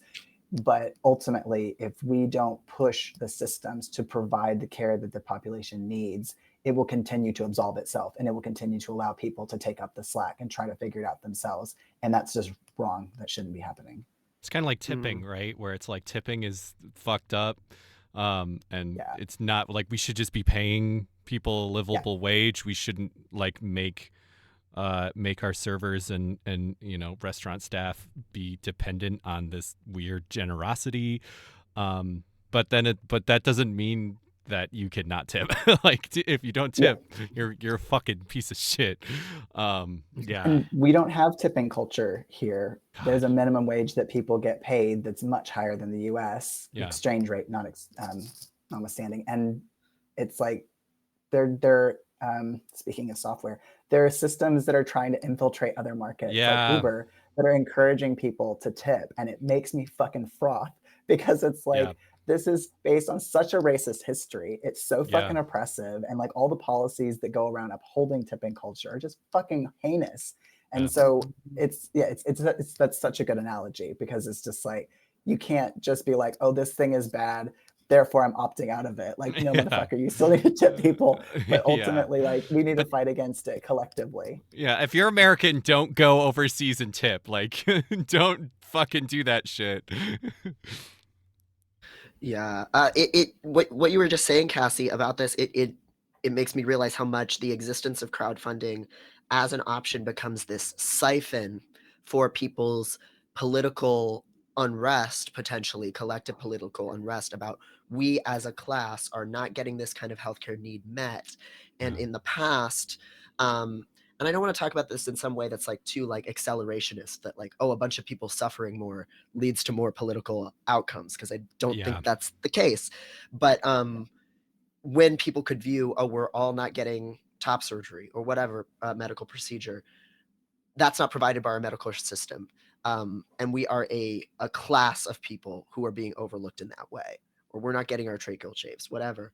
We are going to actually organize to demand that this be covered.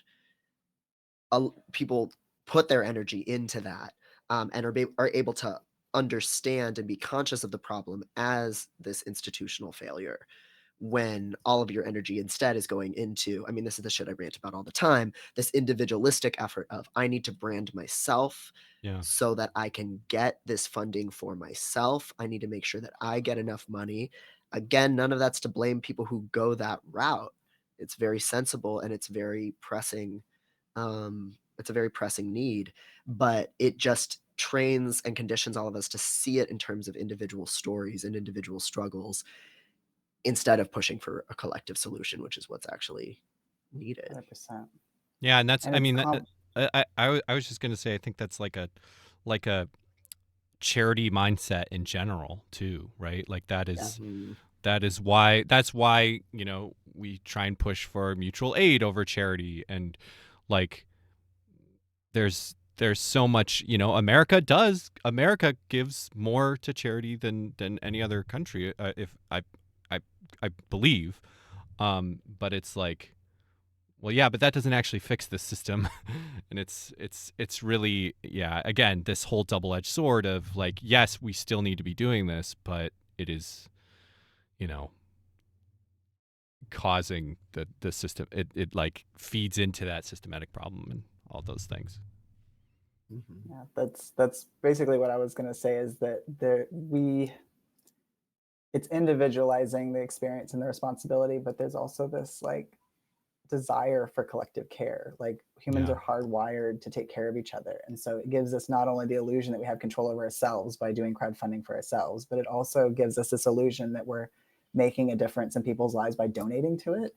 And so Yeah. it's like, is that actually a good use of resources? Not to say like don't donate to crowdfunding, like that's not what I'm saying at all, but the charity model of like bequeathing someone money out of the goodness of your heart is garbage. And the idea around like mutual aid and collective care is what we should be doing.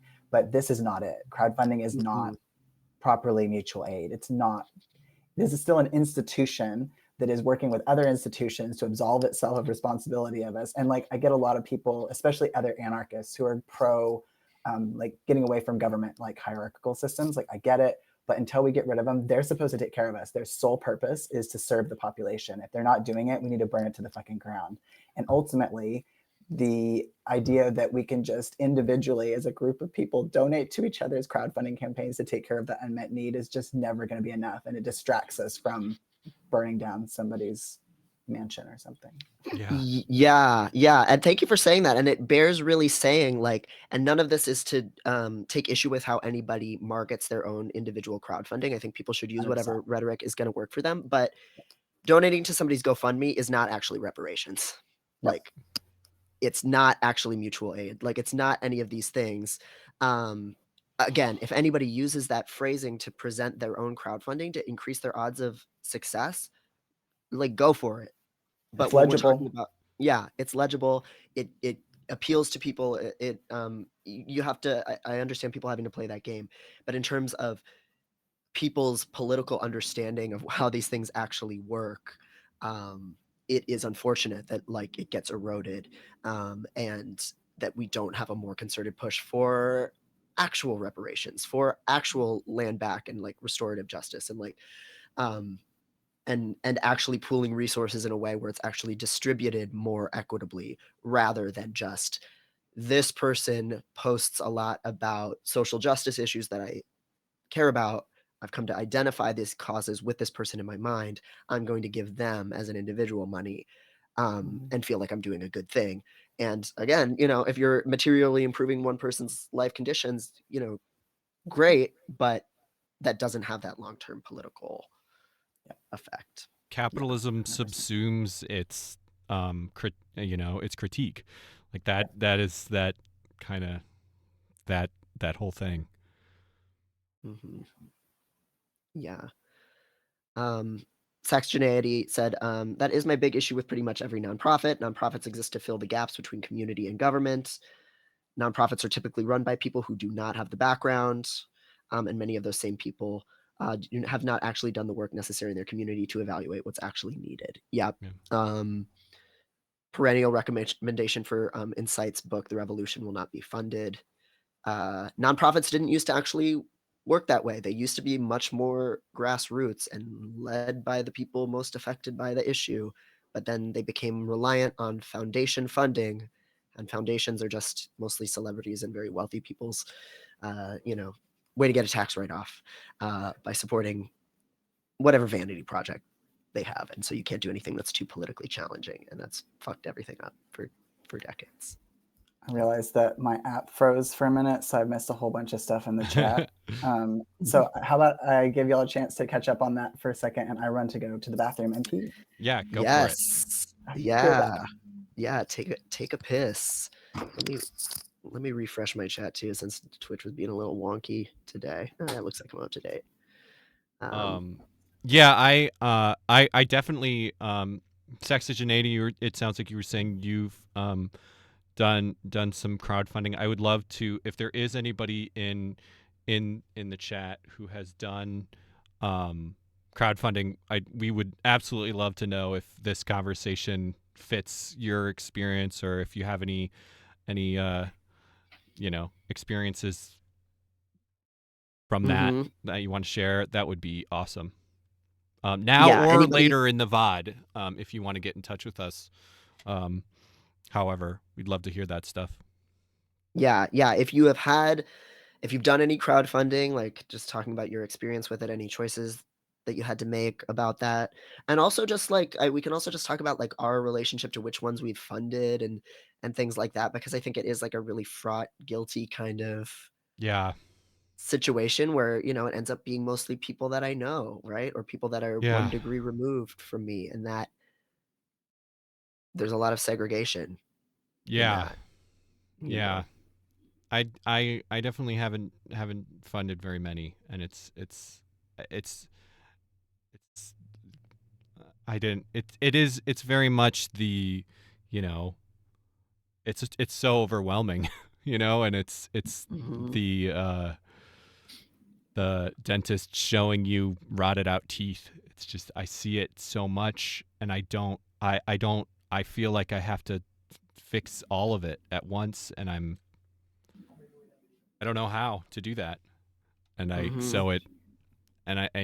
think that's easy to do. Yeah, and I often see crowdfunding as like the better alternative. Like if I have somewhere to put money, I'd rather put it individually in one person's hands than put it in the hands of some nonprofit, right? That's gonna like swallow most of it up. Like that's very in line with the stuff that we've talked about a lot, right? Like fuck NGOs, fuck nonprofits, like so when it comes to like where am I going to pass the $20 or $40 around, it is usually going to be somebody's PayPal or somebody's GoFundMe. Like, but do I wish that we had, like, going back to the Black Panthers example, like medical device companies used to donate medical supplies to the Black Panthers. Like even some like corporations it's just so different of a political paradigm now Yeah. from like the 60s and 70s. Like even some of them used to like give resources sometimes to the Black Panthers, let alone just regular Joes just like giving their money or like what resources they had. Like we don't have any like actual radical political apparatus to like collectively put our resources into like that anymore for the most part. So then it's like, do you want to donate to a no profit or do you want to throw it to somebody's GoFundMe? And that feels like a lot of times the options people have. Yeah, I mean, those kinds of establishments can't even acknowledge a genocide that's happening, like, let alone donate money to something that would be as radical as the Black Panthers. Like, can't even just the acknowledgement of reality is off the table. Mm-hmm. Yeah, we've really become a lot more conservative in a lot of ways over the last 50, 60 years as a culture and a lot of this stuff. Yeah. Which is very harrowing.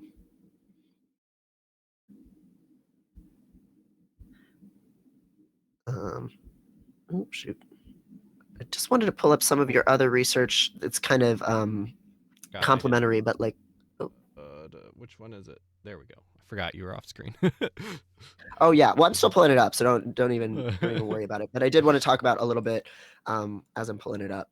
Some of your research similarly that's about just perceptions of fat bodies and fat healthcare needs and medical crowdfunding. I think a lot of the huge amount of overlap with some of the things that we've already been talking about, I'm sure. Oh, where the fuck? Research Gateway, are you being weird? Sorry, 1 second.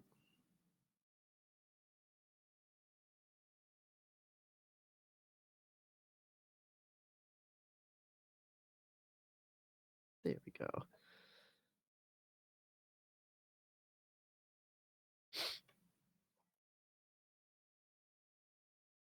Words moral emotion? I'm sorry, I'm just I don't know what that means. Wait, where was that? It was in the keywords if you scroll down. Moral emotion? It's an area of research that Susan's real into, so you have to have her on the stream if you want to talk more about that in too much detail. Yeah. Yeah, I used to be in this group here called Seymour, Chicago area morality researchers. So like but I think the public health aspect of how that gets talked about is pretty different from the social psychological in some ways. Because a lot of what we do is just anthropologist. An anthropologist. So it might be different again. Even more. Yeah. I'm sure it is. Oh my God. Yeah. That brings a lot of different things to bear in terms of like how people talk and present emotions and like think about them culturally and stuff. Because a lot of the stuff we did in social psychology was fucking just stoner ass shit of like, well, who's, you just put people in a situation and you ask them, who should be killed here or whatever. Stupid shit like that. Kill someone and eat the marshmallow. Yeah. Mm-hmm. Right. Yeah. And is it bad to eat the marshmallow? Like, what if somebody does just want to eat the first marshmallow? Are they a moral failure or something like that? Okay, so this is also. Oh no, for a second I thought this was also from 2024, but no, this is from late last year. So this is research on visibility and visuality of online medical crowdfunding for predominantly fat people. So forgive me, is this research? So these are campaigns related to intentional weight loss. So like weight loss surgeries and things like that primarily, or is it other healthcare needs? So first, I will say that I don't have lived experiences in a fat body.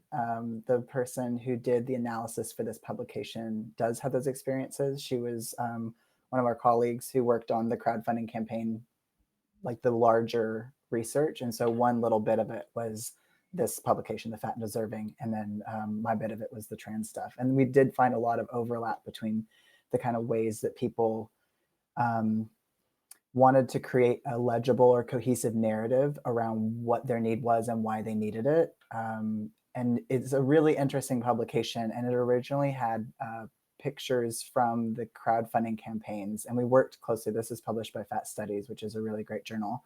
And we decided that we would not include the visuals, even though it is like public publicly Yeah. shared visuals. Like people put these campaigns up and anyone can read it or find it, um, because the imagery that people use to convey their fatness, their need, to the audience was really insightful. So hopefully we did a good job describing this in the words because we didn't include the images, which I supported that decision.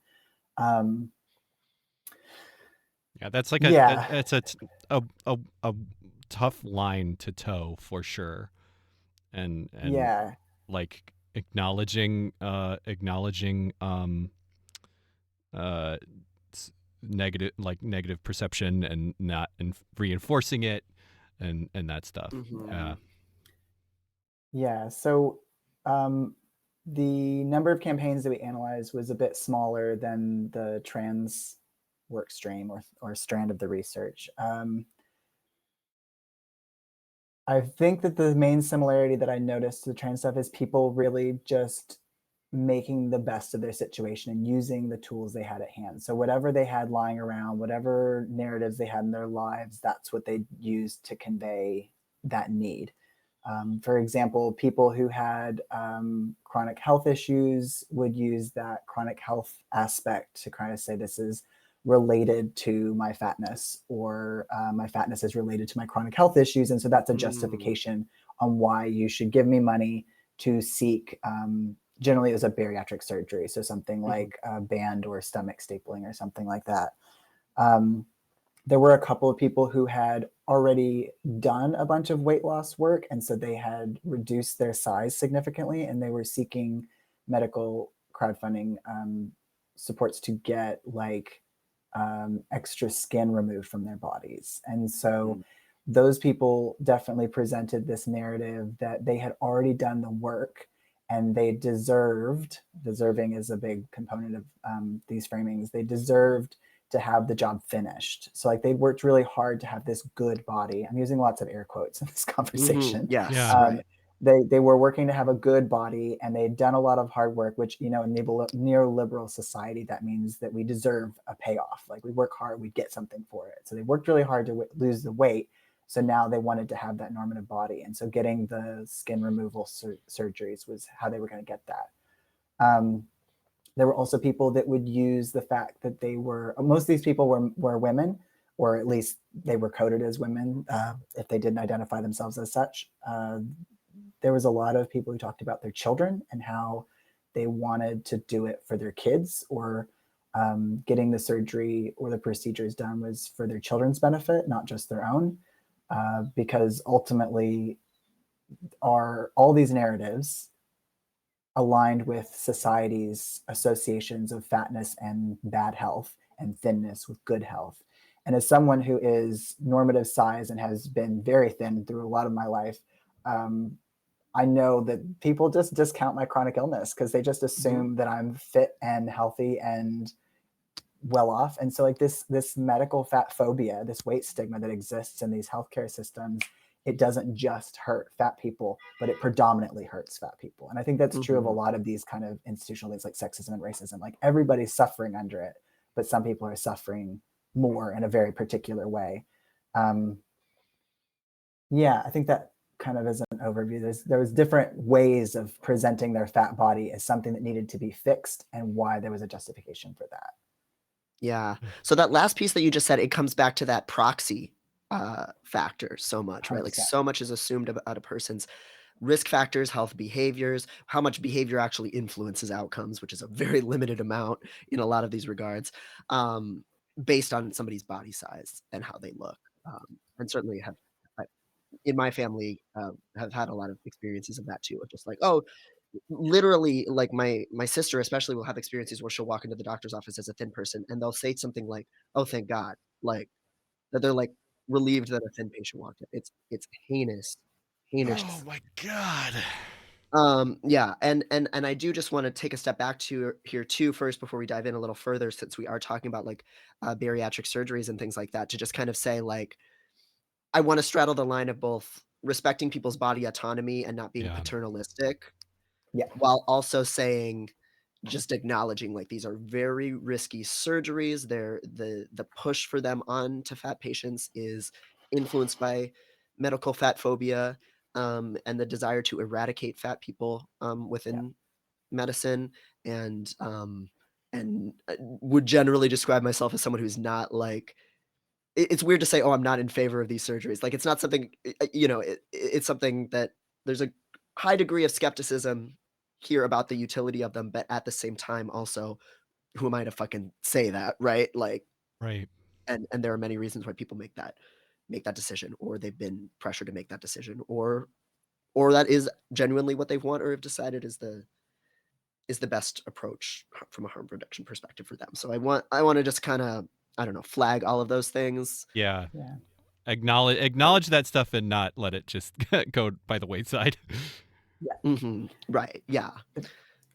I think a lot of it comes back to informed consent, which also Mhm. has overlaps with trans health needs, is that we cannot tell fat people that they shouldn't have these procedures or that they shouldn't want to lose weight, because ultimately we all live in a deeply fat phobic society. Like you said, we're trying to erase fat people from existence. And so, like, practically speaking, the fastest way to eliminate the stigma, the harm, the discrimination that comes with being fat is to be not fat.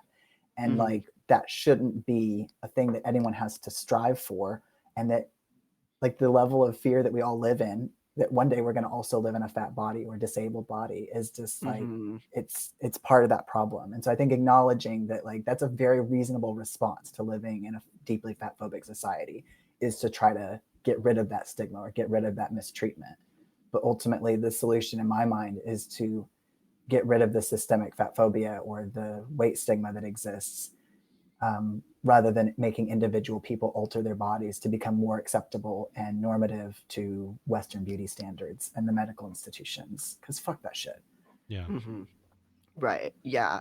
It's and it comes up in the context of cosmetic surgery and trans healthcare too, where it's like, it's not we can't locate the problem in the individual person's insecurities or relationship to their body. Like, it's not, you're not more of a political success if you love your fat body or you love your trans body. Like, Deshaun Harrison writes about this in Belly of the Beast, that like they talk about, like, can we see the insecurity of the fat Black in their case as a indictment of the society that makes them feel that way, and so it's not their feelings that need to change.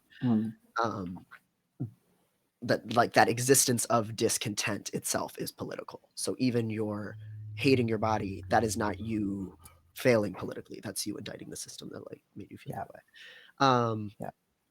So what I'm hearing from your summary of the research is a lot of people who are trying to get crowdfunding of these surgeries, they have some narrative about that plays into people's thin people's biases about, why are you fat? You have to have some reason why you are fat that I can believe is not, quote unquote, your fault, and then I will help you attain the, like, social status of being thin, Or basically. appropriately, like, contrite about it also. Like, I want to say it was Kat Pause who made this statement. It could have been one of her colleagues. She was an amazing fat studies academic that we lost a couple of years ago. Who was originally from Texas, like me, but was here in New Zealand, so that was kind of nice. But the idea of being a good fatty and being sad that you're fat, being remorse about it, wanting to change it actively, as opposed to someone who is unapologetically fat. Like, a society wants a contrite, sad, miserable, wretched fat person. They want the fat person to feel like as bad about themselves as society feels about them. Like, it's just so toxic and so gross, but that's what's expected of fat people, to be self-loathing. And I think there's a bit of overlap with other groups also. It's something that makes sense to society when you see sad, wretched, miserable, suicidal trans people, because being trans is terrible, obviously.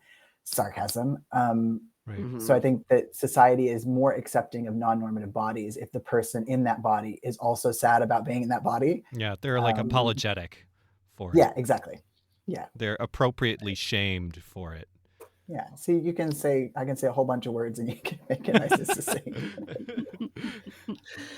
Yeah, no, the connections are so there. Like also what you were saying about the surgeries, the like skin removal surgeries, this idea of like the narrative of like have you earned enough proximity to the normative body? And that is something that a lot of trans people have to cope with as well. Yeah. Of like you have to show enough reverence for, in that case, like the cis ideal, and enough gender conforming behaviors for people to say, okay, you know, clearly you now deserve to be like put more or less into this category and have anything about you that deviates from that norm kind of buffed away. And that's easier for us to deal with too.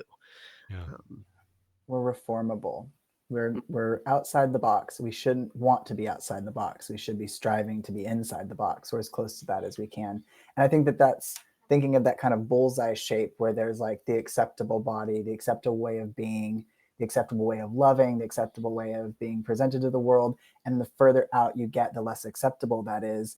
People will fight each other to get closer proximity to that acceptability. And when capitalism expands to accept more people, it's not because it's becoming more accepting. It's because it's found that there's a market. It's found that there's a new group of people that it could subsume and make Right. part of its propaganda machine. So I think it's worth noting that all of these things that we've been talking about with crowdfunding are all compounded along lines of intersectionality. So people who are trans and disabled and brown are going to have a very different experience of their marginalization and of crowdfunding than people who are white and thin and able-bodied, because you're closer into that acceptability. You're just trans. That's the only way that you're off the mark or non-normative, as opposed to being multiply marginalized / non-normative in multiple dimensions. Yeah. Mm-hmm. Right. I'm gonna say.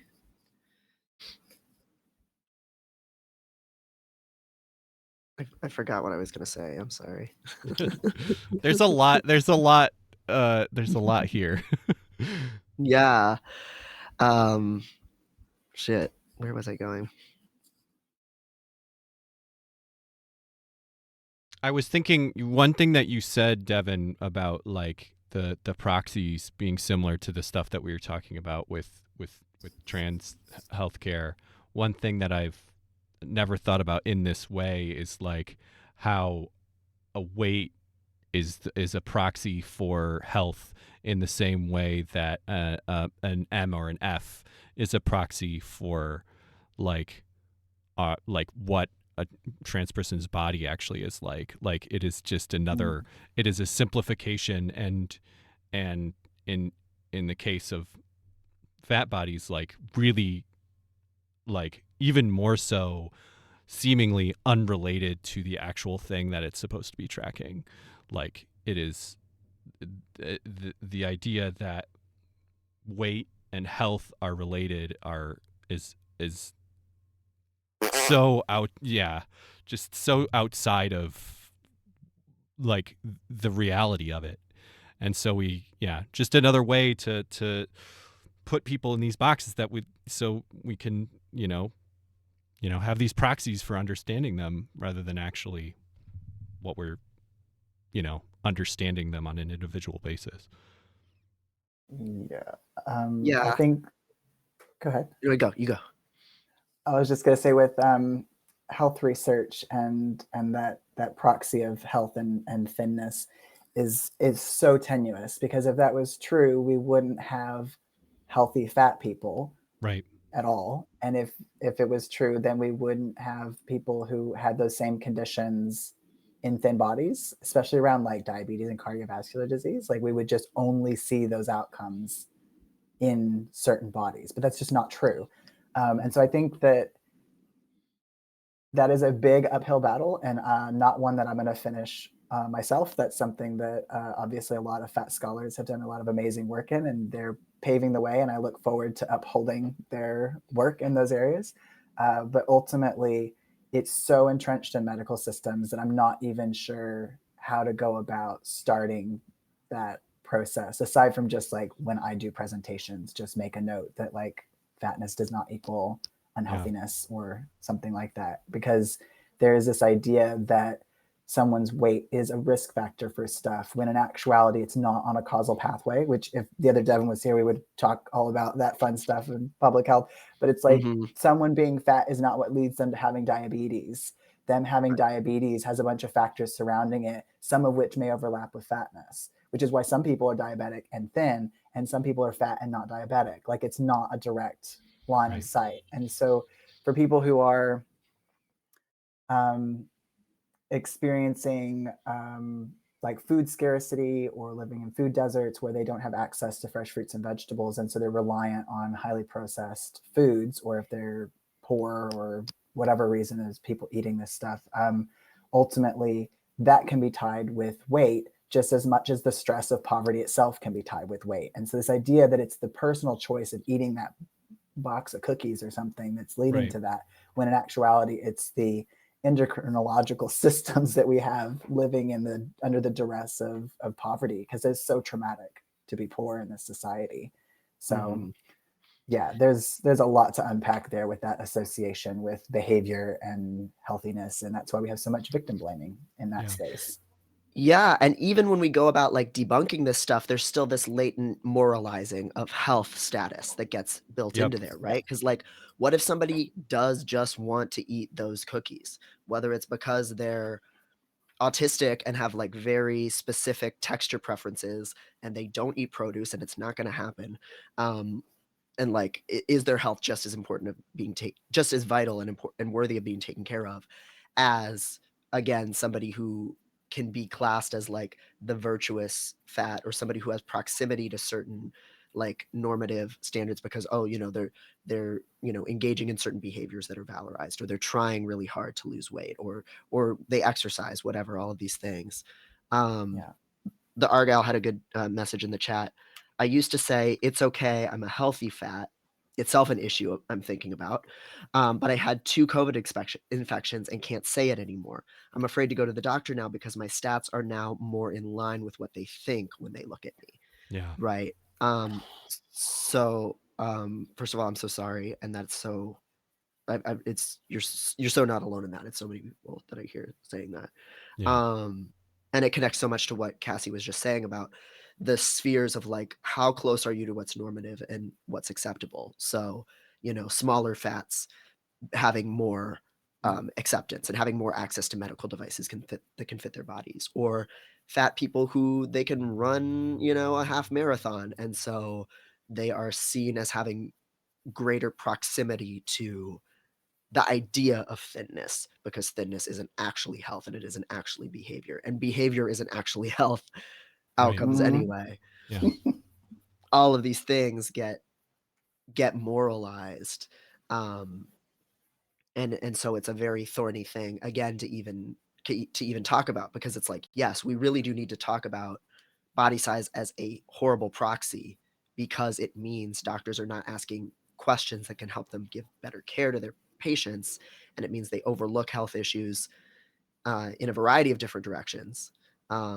And also, like, public awareness is just so bad. Like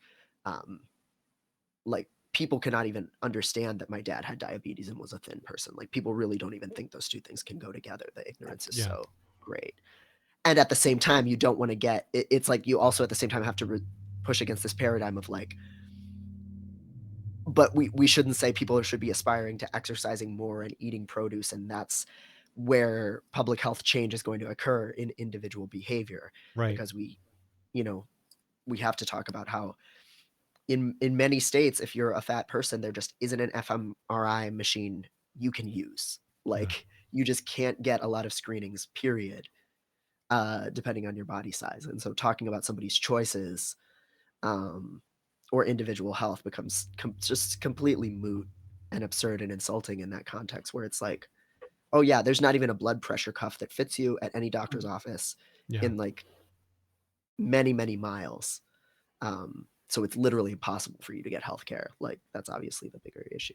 Yeah. 2 things I was thinking is like, we were talking about how I assumed studies, accounted for external variables. That's what they I'll come back to that because that's what they taught me in school. I was a little kid and they're like, science, you get rid of all the variables and then you just have the one. And I'm like, okay, I guess that's how science works. And when I read about a study, I guess that's what happens. It would be real cool if we did.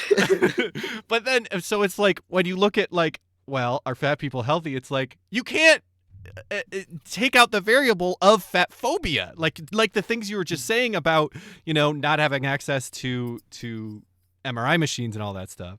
But also, like, every fat person on the planet is exposed to an unfathomable amount of hate and and all that stuff, and you can't separate those two things, and so it's bad studies from the jump, let alone all of the ways that the studies are set up poorly because of the fat phobic biases of the people that are setting up the studies.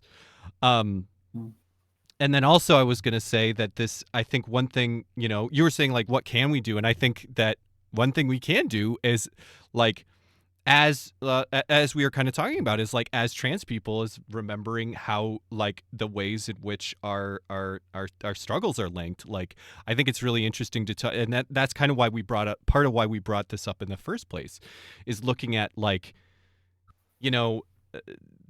I think it's really interesting looking at like the ways that the medical systems fail trans people and fat people in the same way, and like we were saying, that using weight as a proxy and using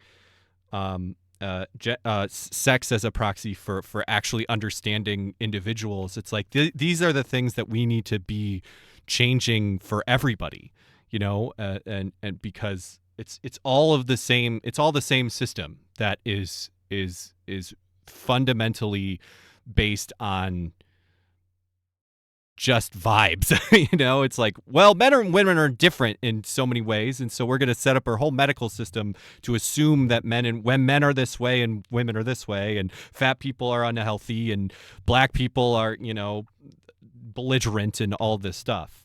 And so it's the same problem the whole way. And so we have to just linking our struggles is I think a huge way we can fight that stuff. I mean, not to mention the intersections too, right? Like Aubrey Gordon has written about this a lot in her Medium and in what we don't talk about when we talk about fat, her first book. Trans healthcare, like access to gender affirming surgeries, is so influenced by body size, and the fat phobia runs so deep that it goes beyond there's first the issue of a lot of doctors won't operate on fat bodies because they just say that they don't feel comfortable, or there isn't enough research on how to properly anesthetize them and things like that. So that's one huge exclusion, right? Not only for trans surgeries, but for surgeries of all kinds. Right. So that's a huge barrier to just getting any kind of surgery as a fat person. And then you throw on top of that a lot of well, first of all, a lot of doctors who do gender affirming surgeries are plastic surgeons who do weight loss surgeries and are like somehow even more fat phobic than your average doctor. Like, that's another layer of the like Swiss cheese barrier. And then you add on top that like another way that many of them gauge who is going to have a positive surgical result is, are you going to look like my idea of what this gender is supposed to look like? Yeah. And that idea is what it looks like on a thin body. And so because of the way that fat people are both like degendered and like hypergendered in these really contradictory ways, they'll just say, well, I can't envision the legibility, your body being legible enough as a woman or a man's body with this surgery, so I'm going to just not do it. And that's really pervasive. Lori Loves Prince said in the chat, my son checking out surgeons for top surgery. He weighs maybe 130 pounds, and the surgeon told him he was chunky. Again, they're plastic surgeons, so they have like some of the most extremely fucking distorted and extreme. So not to like go too far down another rabbit hole, but thinking about the differences between that's this like this that's the show. If we had a subtitle, like the rabbit hole. that works with like furry. I was Yeah. gonna That's say. continuity. I like it. But so the healthcare system here and the healthcare system in the United States are quite different. But thinking about the liability that doctors have if something goes wrong in a procedure is one of the motivating factors underpinning why doctors in the States won't do, surgeons in the States won't do any kind of surgery on fat bodies. So there is this idea that the outcomes are poorer because fatness equals unhealthy, and doing surgeries on bodies that are unhealthy has more complications. That's a garbage take. Then there's the idea that the look, that legibility, that a fat body is not going to look as nice when it's done being operated upon. And that if something goes wrong with the anesthesia, they'll be held like liable for that. And so because of the way that malpractice insurance works in the United States, doctors are very, very risk averse. And like anytime there's something that could be perceived as risky, they just don't touch it. Whereas places like here, we don't have that same pathway to liability being on the individual doctor. But because all the studies coming out of the States are in that context, all the studies around whether or not anesthesia works on bigger bodies and whether surgeries work on these bigger bodies gets exported and globalized. And so like when we do literature reviews here, a lot of times it's like 90% stuff from the States and then a couple things from Europe or maybe South America. And that's it. And part of that's the fact that we're monolingual and academia is very anglicized. And so we're all trying to look at English language publications only, which is a whole other conversation. But the fact that the United States has that risk-averse way of engaging with anesthesia means that that impacts the studies that are done to back that idea up and to be like, yes, doctors, be careful, which means places like here where we don't have to worry about being that kind of risk-averse. And if people do consent to a surgery, they can take that risk on themselves because that's how informed consent fucking works. The doctors are still under the impression it's a bad idea because of all the literature. So it's this weird like cyclical thing where people are being denied surgeries for reasons that don't necessarily exist because of someone else's context. So the USification is strong here. Yeah. Right. Yeah. If the source of like some of the largest bodies of data just don't include any fat people, but then you draw this conclusion that, oh, it doesn't, that it's innately more risky.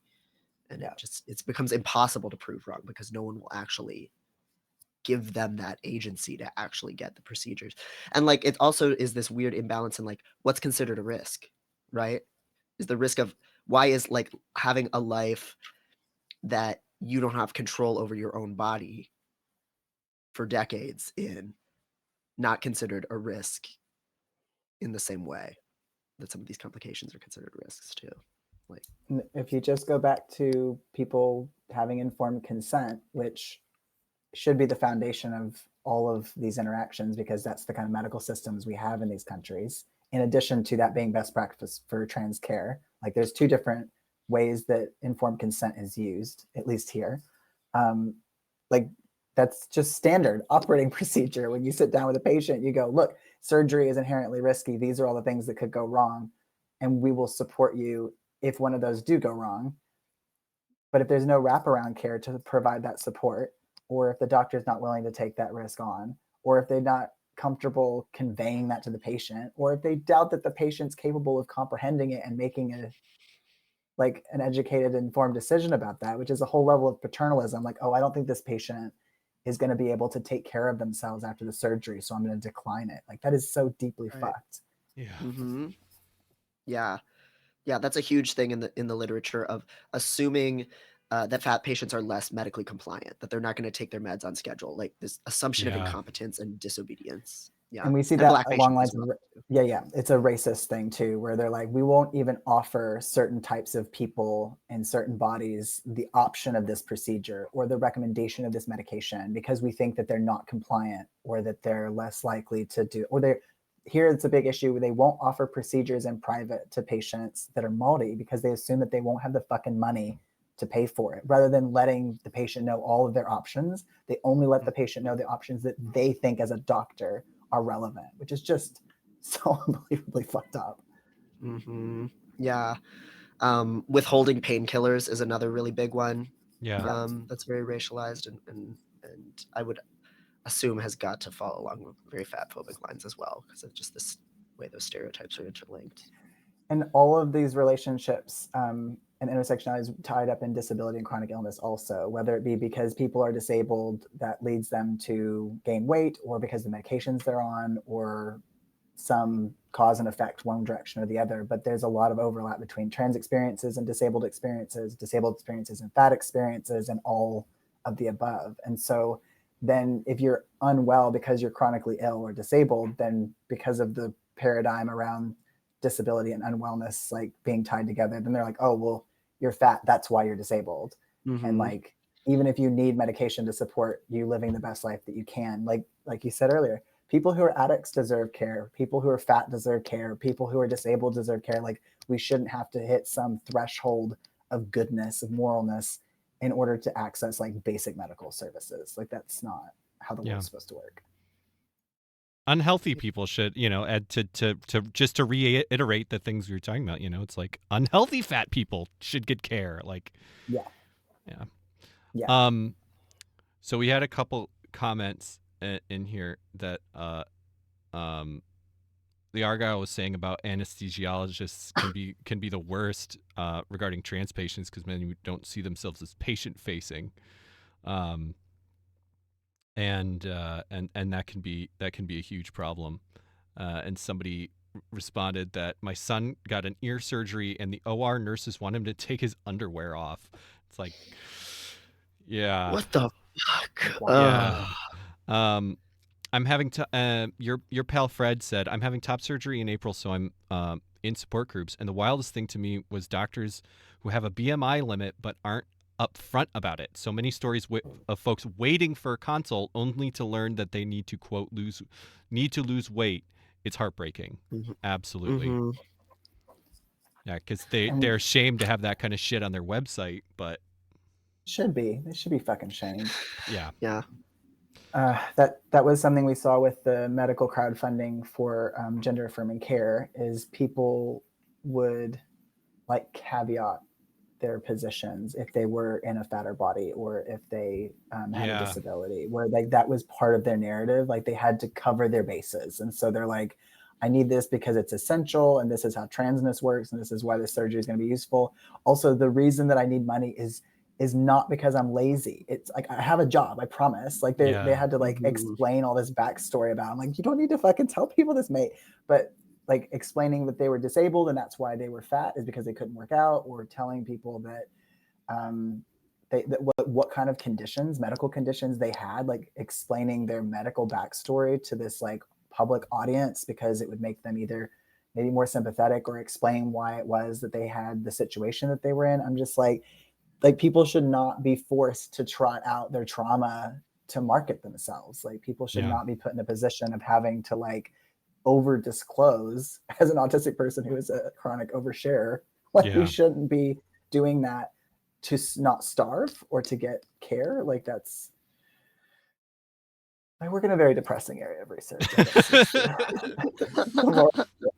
Well, okay, so I wanted to give some time. So we're getting closer to our end time. So I wanted to put out to the chat to ask for if there's any questions that anybody had about this whole stream, or just, about public health and transness and all this stuff, and crowdfunding.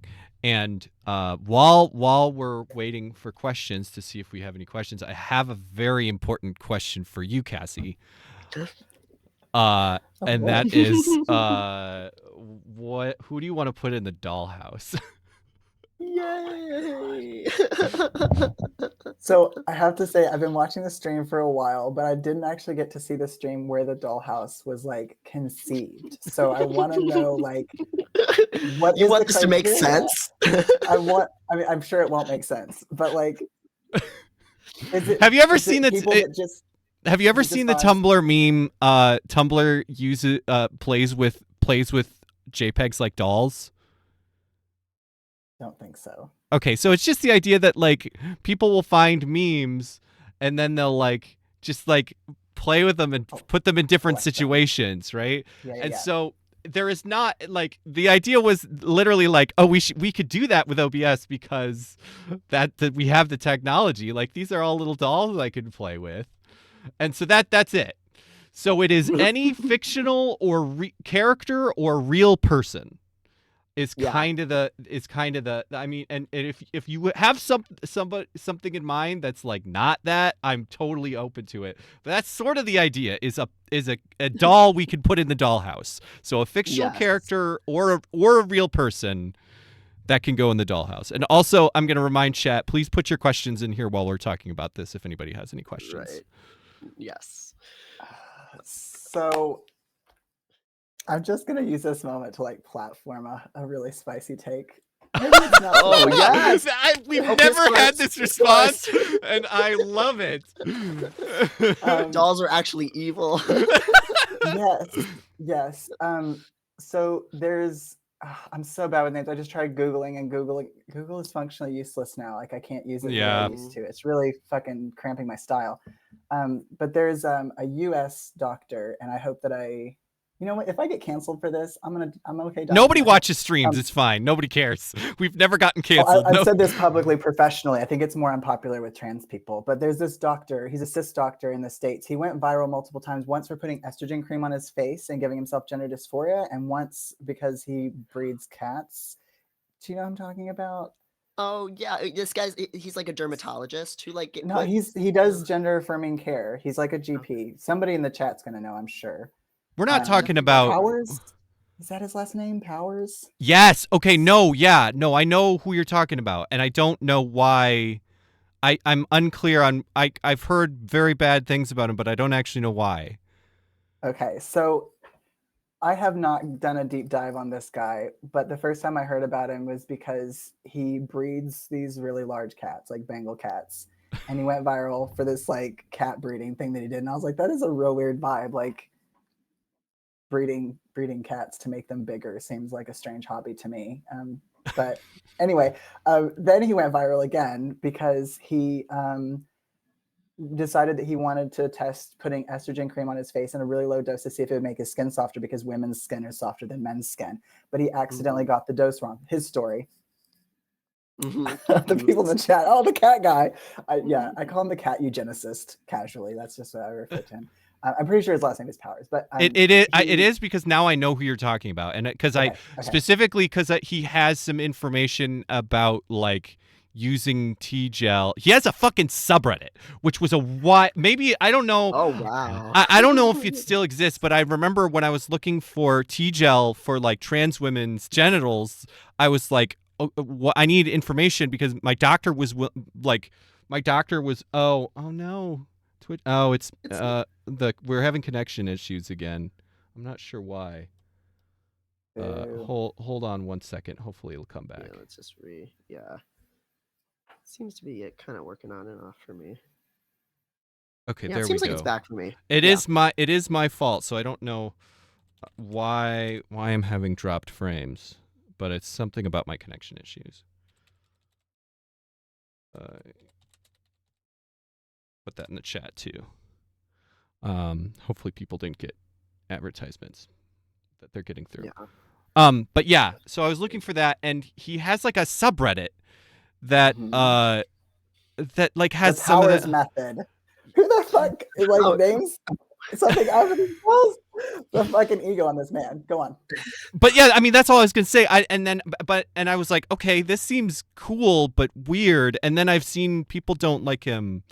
And I haven't been clear why. I think people are starting to come around, but for a hot minute, he was considered to be like the savior of trans people because he was one of the only like highly visible doctors who was willing to talk about transgender care as publicly as he did. And he seemed very empowered to be like pro trans health services. And so this was all like pre 2016, at least.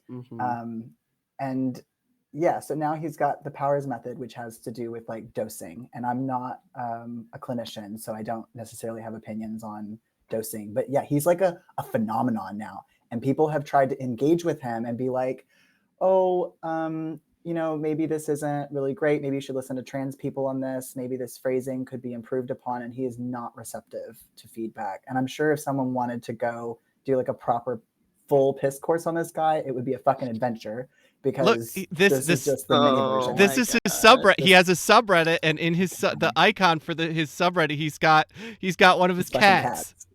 Oh my God. So He just skeezes me out from the get-go, because anytime like a cis white guy is being a savior for marginalized people, I'm like, ew.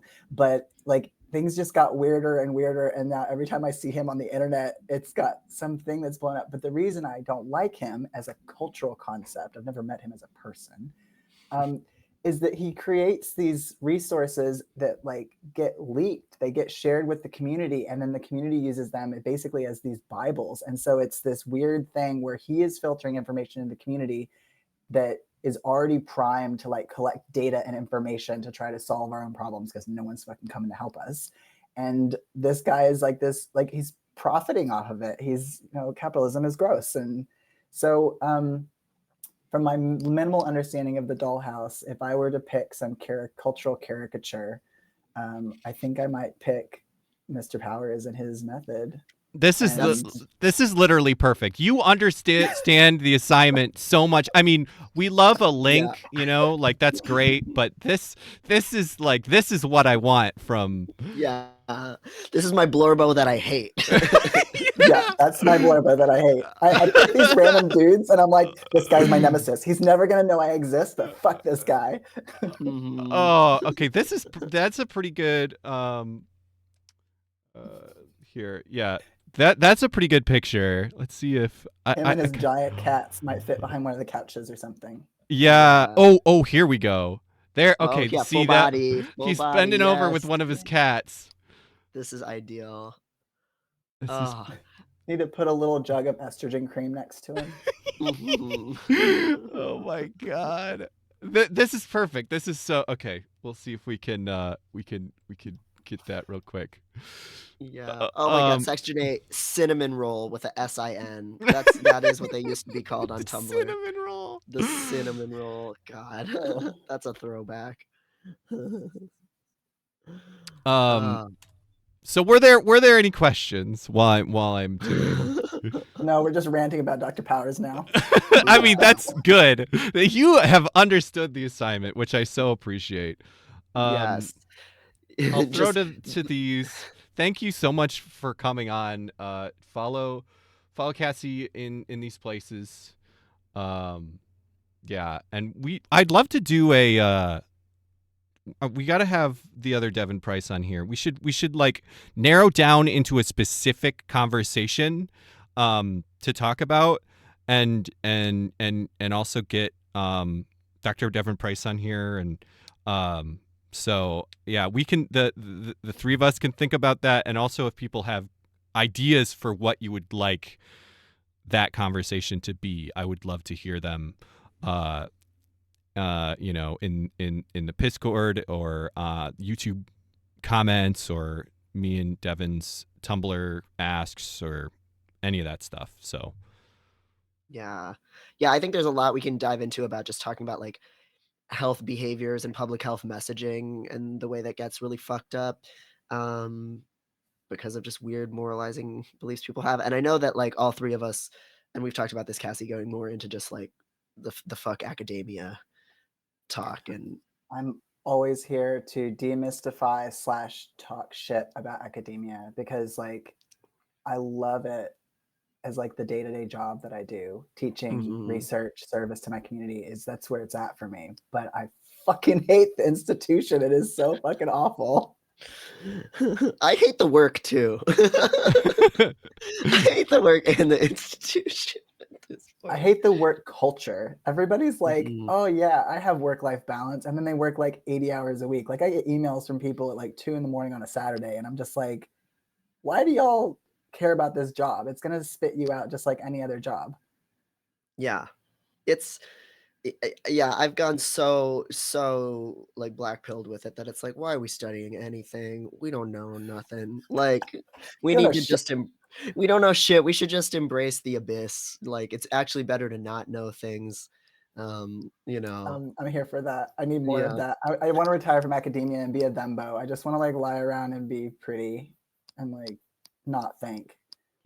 Every Oh, academic that I know has some bimbofication thing going on of one kind or another. Like, it's so funny. Yeah. It's all they all like, oh, I'm tormented by my brain. I need my brain to get turned off. And a lot of us are neurodivergent. We attract so many neurodivergent people into academia, diagnosed or not. Like, it's wild. Yeah, and then create a completely hostile environment that none of us can succeed in. Oh my god, look at it! There he is in his New Balance fucking sneakers. I love when I can find a picture of somebody that the background removes perfectly into the I'm really, really thrilled to be included in this collage. Yes. We don't do it a lot, but I want to keep doing. I've said a billion times we need to do something with this, but I want to make sure we're still collecting the guest inserts. So when we eventually do a thing with this, have it printed out as a wall hanging, like an anime wall hanging.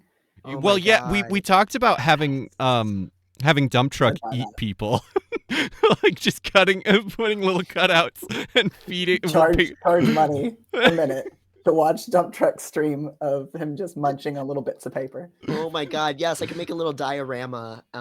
It would be over so fast. Like he can eat so much paper. Like he would kill so many people. You need some soy-based ink and just stick them in a box with it. Just go to town. Oh yeah. That's very considerate of making sure he's not eating poisons. This man has eaten a lot of lead-based paint. I'm not gonna lie. Speaking of, he's gone down one standard deviation for sure. Just from that. To go back to an earlier conversation. Oh, perfect. We need to get who's the AGP/HSTS guy? Blanchard. Yeah, we need to get Blanchard in there now.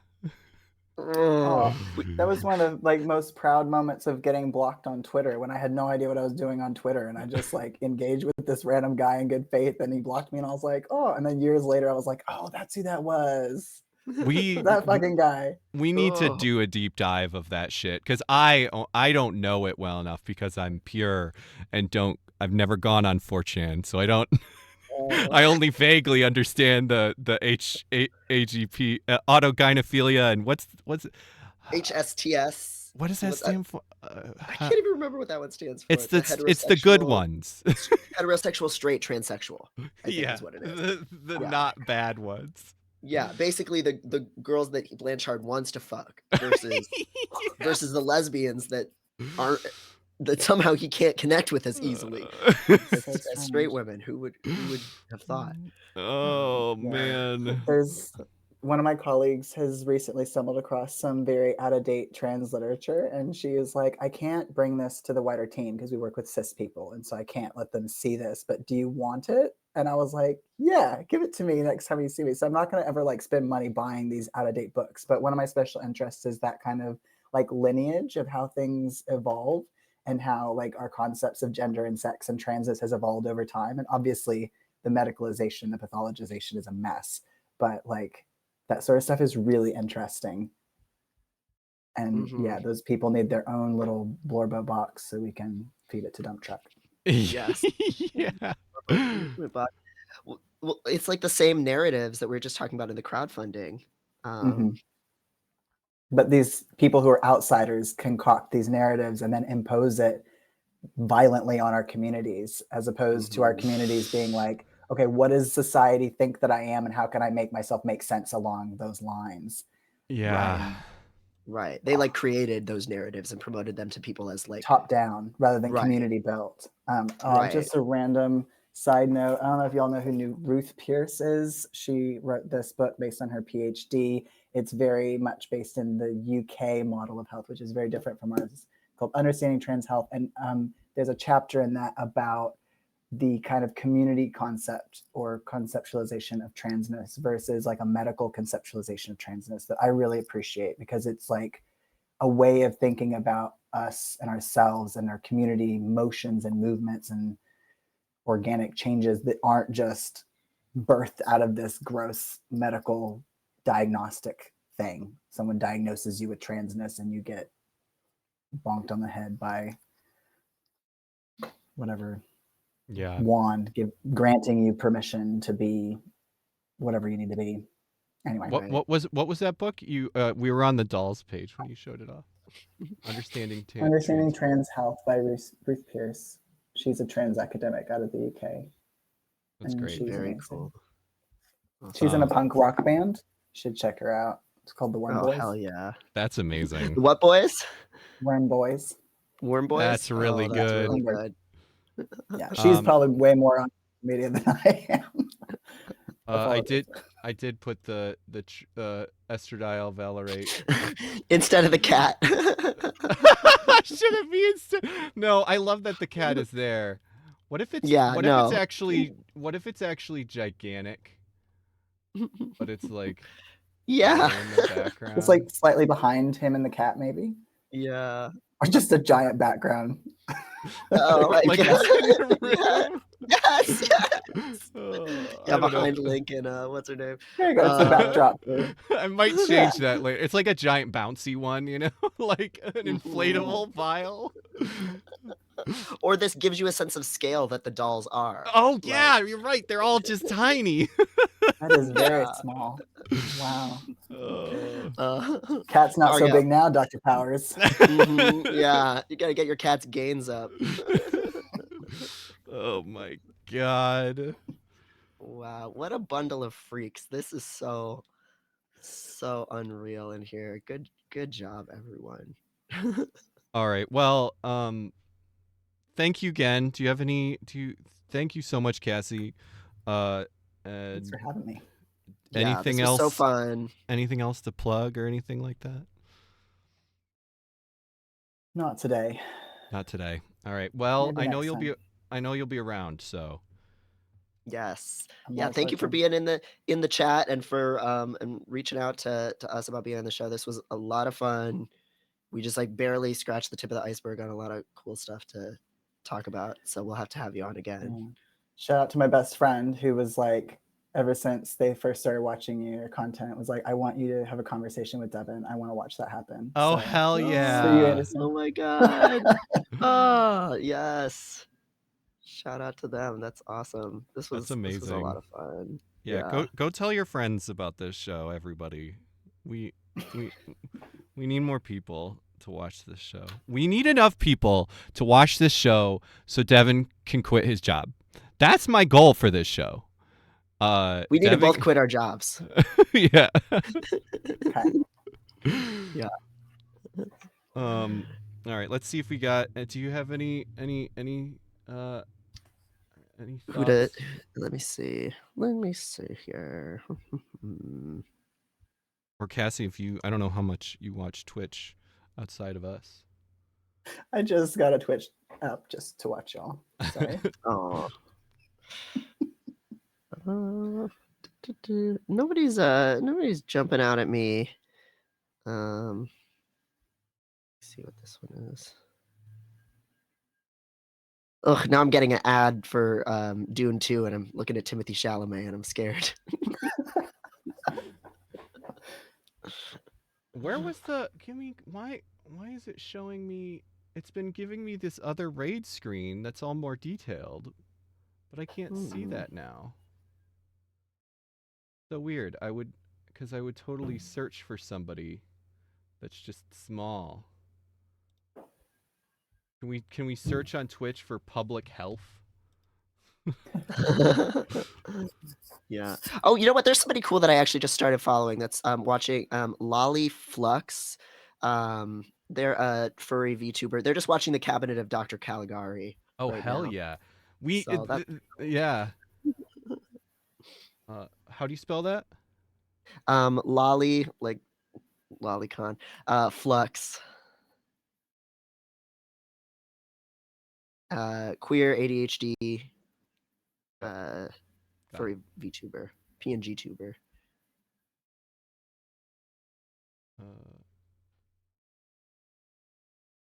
Wait.